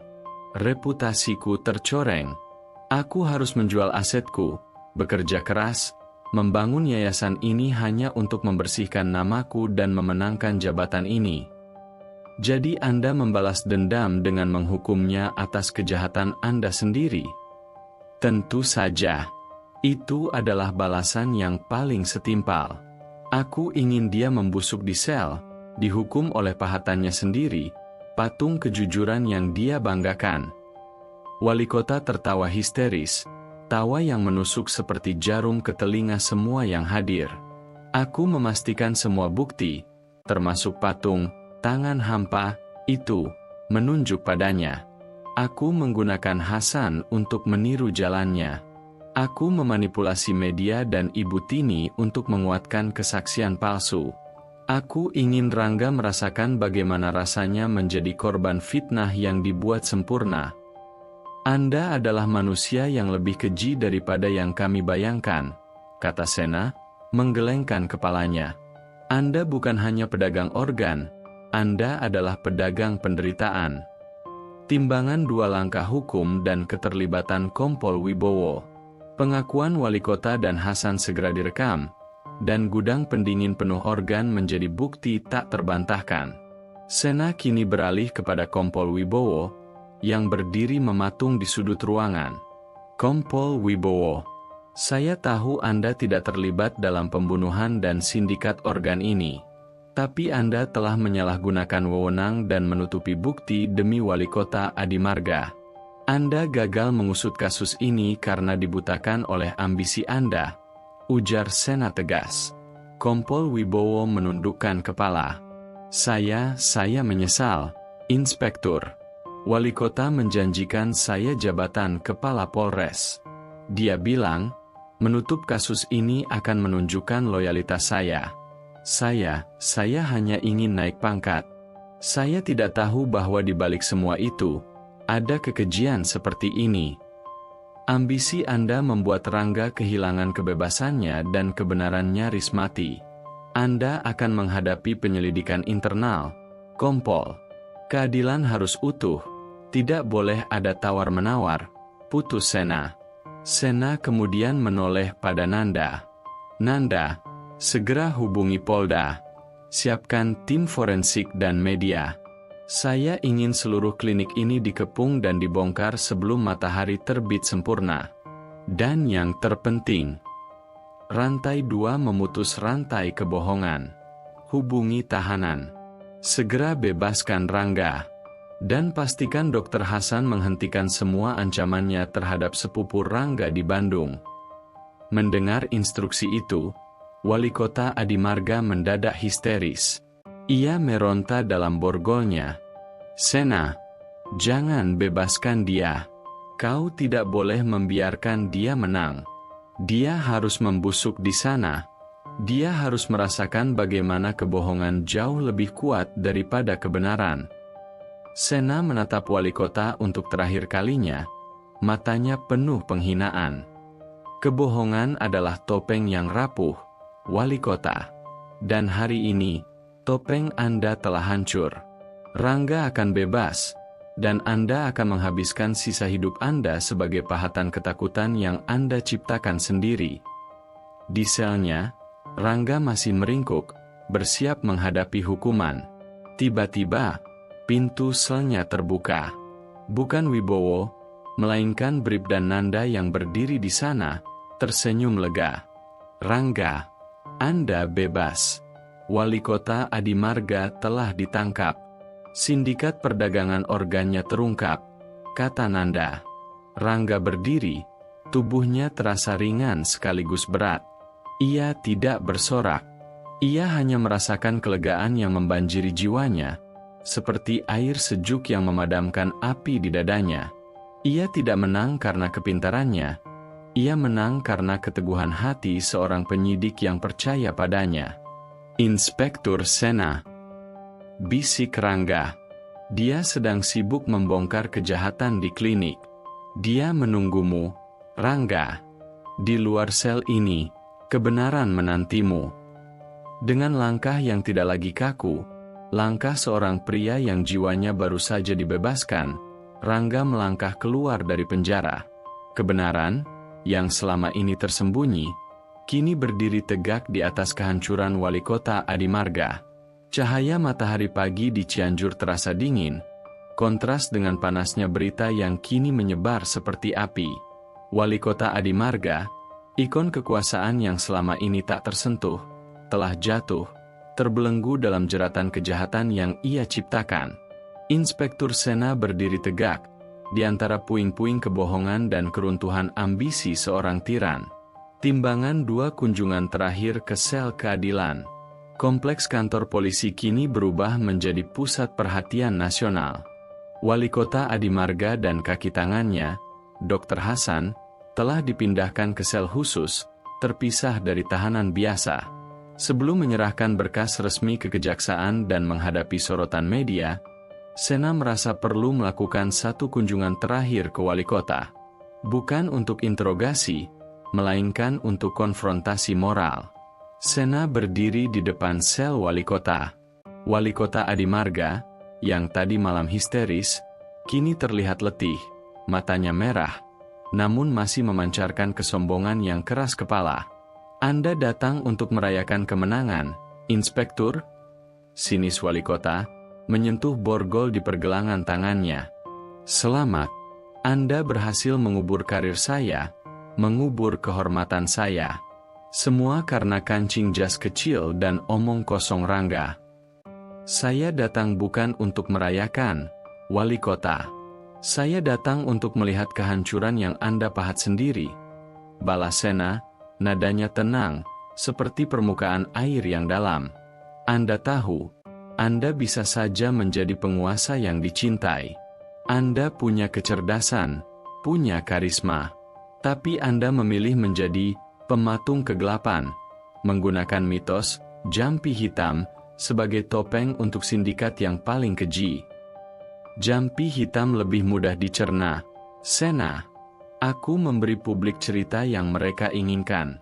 Cerita tentang kebodohan dan keserakahan 9 korban yang ditipu dukun gila. Siapa yang mau percaya bahwa wali kota terhormat adalah dalang perdagangan organ?" Wali Kota menyeringai. "Dan Rangga, aku hampir berhasil.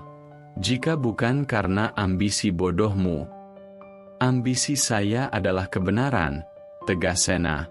Anda meremehkan integritas saya, sama seperti Anda meremehkan 9 nyawa korban. Anda menjadikan Rangga kambing hitam hanya karena dia pernah mengancam karir Anda 7 tahun lalu. Anda melakukan pembunuhan massal dan perdagangan organ, hanya untuk memuaskan dendam yang manis dan menutupi korupsi lama Anda. Dendam itu lebih manis dari gula, Sena. Aku ingin dia busuk di penjara, melihat kekuasaanku tak tersentuh, menyadari bahwa kebenaran yang dia bela hanyalah omong kosong. Sena menggeleng. Anda mungkin mengira Rangga adalah target utama, wali kota. Tapi Anda salah. Anda adalah target utama bagi keadilan. Rangga hanya benang merah yang menuntun saya pada kejahatan Anda. Sekarang, semua yang Anda hancurkan, nama baik Rangga, kehidupan 9 korban, dan reputasi kota ini, akan menjadi beban yang akan Anda bawa seumur hidup. Wali kota Adi Marga tersentak. Ia mengerti. Ia tidak hanya dijebloskan ke penjara, seluruh pencapaian hidupnya kini dicap sebagai fondasi kejahatan. Kekuasaannya menjadi tirai besi yang menjebak dirinya sendiri. Pintu keadilan yang terukir di ambang pintu. Beberapa jam kemudian, Rangga dibawa ke kantor polisi. Ia telah dibebaskan sepenuhnya, namanya dibersihkan, statusnya diubah dari tersangka menjadi saksi kunci yang terancam. Ia bertemu dengan Sena di lobi, di tengah hiruk-pikuk reporter dan polisi berseragam. Rangga tidak tahu harus berkata apa. Ia hanya menatap Sena, pria yang mempertaruhkan segalanya, karir, dan bahkan nyawanya, demi dirinya. Inspektur Sena. Jangan berterima kasih, Rangga. Potong Sena lembut, senyum kecil terukir di wajahnya yang kelelahan. Aku hanya melakukan tugasku. Kamu adalah korban yang berhak mendapatkan kembali nama baikmu. Tapi, Anda menyelamatkan saya dari kematian psikologis, kata Rangga, matanya berkaca-kaca. Jika saya dihukum oleh pengakuan palsu itu, saya akan mati dalam kebohongan. Anda telah mengembalikan kejujuran yang selama ini saya cari dalam pahatan. Sena menepuk bahu Rangga. Kebenaran memiliki kekuatannya sendiri, Rangga. Hanya butuh orang yang mau menggali lebih dalam untuk menemukannya. Dr. Hasan sudah memberitahu kami bahwa ancaman terhadap sepupumu sudah ditarik. Kamu dan sepupumu aman. Dan wali kota? Apa yang terjadi padanya? Wali kota Adi Marga dan Dr. Hasan akan menghadapi hukuman yang setimpal. Bukan hanya pembunuhan, tapi sindikat perdagangan organ. Kejatuhannya akan menjadi berita yang jauh lebih dahsyat daripada kebangkitannya, jawab Sena. Ia lalu memberikan sebuah kotak kecil kepada Rangga. Ini, kata Sena, kancing jas yang menjerat wali kota. Ambil, simpan sebagai pengingat. Pengingat bahwa bukti terkecil pun bisa menghancurkan kebohongan terbesar. Rangga menerima kotak itu, memegang kancing perak berinisial AM yang dingin di telapak tangannya. Kancing itu adalah simbol betapa rapuhnya kejahatan yang diselimuti kekuasaan. Koran pematung kejujuran dan pahlawan sunyi. Di luar gedung, para jurnalis mengerumuni, haus akan pernyataan resmi. Sena meminta Kompol Wibowo, yang kini diliputi rasa bersalah, untuk tampil pertama. Wibowo, dengan wajah tertunduk, mengumumkan penangkapan wali kota Adi Marga dan mengungkap sindikat organ. Keheningan yang mengikuti pengakuan itu adalah detik kemenangan bagi Rangga. Ketika Rangga melangkah keluar, ia tidak lagi dicerca. Sorotan kamera kini terasa berbeda. Mereka melihat seorang pria yang baru saja melalui api dan kembali, membawa kebenaran yang pahit. Seorang jurnalis senior berteriak, "Rangga, apa yang Anda rasakan sekarang?" Setelah difitnah dan dituduh sebagai pembunuh. Rangga berhenti, ia menatap langsung ke lensa kamera, matanya yang lelah kini penuh kekuatan. "Saya hanya ingin mengatakan, Kebenaran adalah pahatan paling sulit. Anda tidak bisa membohongi kebenaran. Anda tidak bisa menutupinya dengan uang atau kekuasaan. Wali Kota Adimarga mencoba memahat saya sebagai penjahat, tapi pada akhirnya, kebenaranlah yang memahat dirinya menjadi seorang kriminal. Saya tidak ingin balas dendam. Saya hanya ingin kembali memahat, kini dengan jiwa yang lebih jujur. Sena berdiri di belakang Rangga, menyaksikan. Ia tahu, ia telah memenangkan pertempuran. Rangga, si pematung sunyi, kini telah menjadi pahlawan kejujuran bagi kota ini. Sena sendiri, pahlawan di balik layar, akan segera kembali ke kesunyiannya, di mana keadilan adalah satu-satunya upah. Klimaks telah usai. Keseimbangan telah dipulihkan. Kini tiba waktunya bagi penyembuhan dan akhir cerita. Kebenaran, pada akhirnya, adalah sungai yang tak pernah bisa dibendung. Setelah gejolak penangkapan Wali Kota Adimarga dan pembongkaran sindikat perdagangan organ, Cianjur memasuki masa pemulihan. Berita tentang kebejatan yang tersembunyi di balik jubah kekuasaan menjadi pengingat pahit bahwa kejahatan bisa bersembunyi di tempat yang paling terhormat, dan Rangga, sang pematung sunyi yang difitnah, kini berdiri sebagai simbol keteguhan. Beberapa minggu berlalu, sorotan media mulai meredup, dan Pondok Ganjil yang tadinya dilingkari garis polisi kini kembali diselimuti keheningan. Rangga kembali ke rumahnya, namun ia bukanlah Rangga yang sama. Penderitaan yang ia alami telah mengupas lapisan ketakutan yang selama ini membelenggunya. Ia membersihkan debu di studionya. Palu dan pahatnya terasa asing, namun juga memanggil. Ia menatap bongkahan batu marmer yang dulu ia tinggalkan. Batu itu kini terasa seperti kanvas harapan yang menanti sentuhan. Tiba-tiba, ia mendengar suara ketukan di pintu.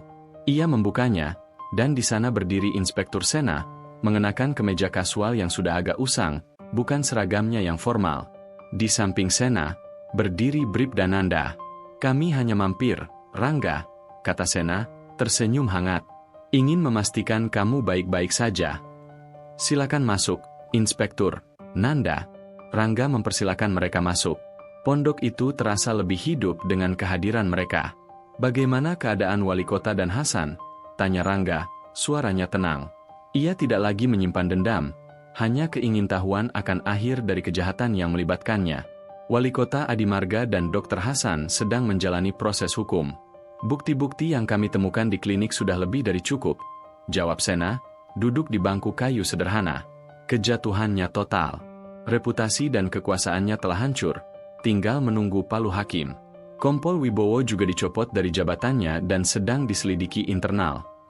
Nanda menambahkan, "Kami juga menemukan petunjuk tentang sepupu Anda di Bandung. Dia aman, tidak ada ancaman lagi. Jaringan sindikat wali kota di Jakarta dan Jawa Barat juga sudah dibongkar." Rangga mengangguk. "Itu sudah lebih dari cukup bagiku. Aku berhutang budi pada kalian berdua. Terutama padamu, Inspektur. Anda adalah satu-satunya yang melihat di balik topeng kebohongan itu." Sena mengambil cangkir kopi yang disuguhkan Rangga. "Terkadang, Rangga, kebenaran itu sangat sederhana, hanya saja orang terlalu malas untuk mencarinya. Kasusmu mengingatkanku bahwa seorang detektif tidak boleh percaya pada apa yang ia lihat pertama kali. Ia harus mencari sinyal yang terlupakan. Patung Batu Moyai lahirnya, kebenaran yang dibebaskan." Sena lalu menunjuk pada bongkahan marmer yang baru. "Kau akan memulai pahatan lagi?" "Ya," jawab Rangga, matanya berbinar oleh tekad baru. "Aku harus memahat. Tapi kali ini, bukan lagi kebutuhan hampa atau tangan hampa. Aku ingin memahat sesuatu yang baru. Sesuatu tentang pembebasan." Ia mengambil gumpalan tanah liat di meja, dan mulai membentuknya perlahan, membiarkan jemarinya menari di atas material dingin itu. 7 tahun lalu, aku lari dari kebenaran karena aku takut. Aku lari dari tanggung jawab sebagai jurnalis setelah narasumberku tewas. Aku pikir menjadi seniman sunyi bisa menyelamatkanku dari tragedi. Rangga berbicara dengan suara yang penuh kejujuran. Tapi wali kota menyeretku kembali ke dalam kekejian. Dan kali ini, berkat Anda, saya berhasil bertahan. Saya belajar, Lari dari tanggung jawab adalah kebohongan terbesar yang kita lakukan pada diri sendiri. Rangga menatap Sena. Anda menginspirasi saya, Inspektur. Anda mengajarkan saya bahwa kebenaran itu layak untuk diperjuangkan, meskipun kita harus berdiri sendirian. Anda adalah pematung keadilan yang sesungguhnya. Sena hanya tersenyum tipis. Aku hanya mencoba membersihkan debu-debu kebohongan. Sekarang, kamu harus menggunakan pengalamanmu ini, Rangga. Jadikan pahatanmu kuat, jadikan suaramu kuat. Jabat tangan sebuah perpisahan dan janji baru. Setelah menghabiskan kopi, Sena dan Nanda bersiap untuk pergi. Di ambang pintu, Sena menoleh kembali pada Rangga. Kami menemukan artikel lama Anda tentang Dr. Dharma. Itu adalah pekerjaan yang brilian. Sayang sekali Anda berhenti, kata Sena. Saya tidak akan berhenti, jawab Rangga. Matanya kini memandang masa depan. Saya tidak akan kembali menjadi jurnalis, tapi saya akan terus memahat. Patung-patung ini adalah monumen peringatan saya. Monumen bagi 9 korban yang kehilangan nyawa. Monumen bagi kebenaran yang hampir terkubur. Dan monumen bagi Anda, yang mempertaruhkan semuanya. Selamat berkarya, Rangga. Jika kamu butuh sesuatu, hubungi aku. Tapi aku harap, kita tidak bertemu lagi dalam kasus kejahatan, gurau Sena. Saya harap juga begitu, Inspektur, balas Rangga, tawa ringannya terdengar. Setelah Sena dan Nanda pergi, Rangga berdiri di pondok ganjil. Pondok itu tidak lagi terasa aneh, melainkan peristirahatan bagi jiwa yang telah berperang. Ia memandangi kancing jas perak berinisial AM yang ia simpan di meja kerjanya. Kancing itu adalah pengingat betapa kuatnya kekuasaan, dan betapa rapuhnya ia di hadapan kebenaran. Ia mengambil pahatnya. Bongkahan marmer itu menanti. Rangga mulai bekerja, memahat dengan ketenangan yang belum pernah ia rasakan sebelumnya. Ia memahat sebuah sosok yang tegak, memandang ke atas, dengan ekspresi harapan yang lahir dari keputusasaan. Ia menamai karya itu, Veritas ex Tenebris, kebenaran dari kegelapan. Di kejauhan, Inspektur Sena mengendarai mobilnya, menjauh dari kota tua Cianjur. Ia telah memenangkan pertempuran besar, namun ia tahu, sebagai seorang penyidik, tugasnya tak akan pernah berakhir. Ia hanya berganti panggung, mencari kegelapan baru yang menanti untuk disingkap.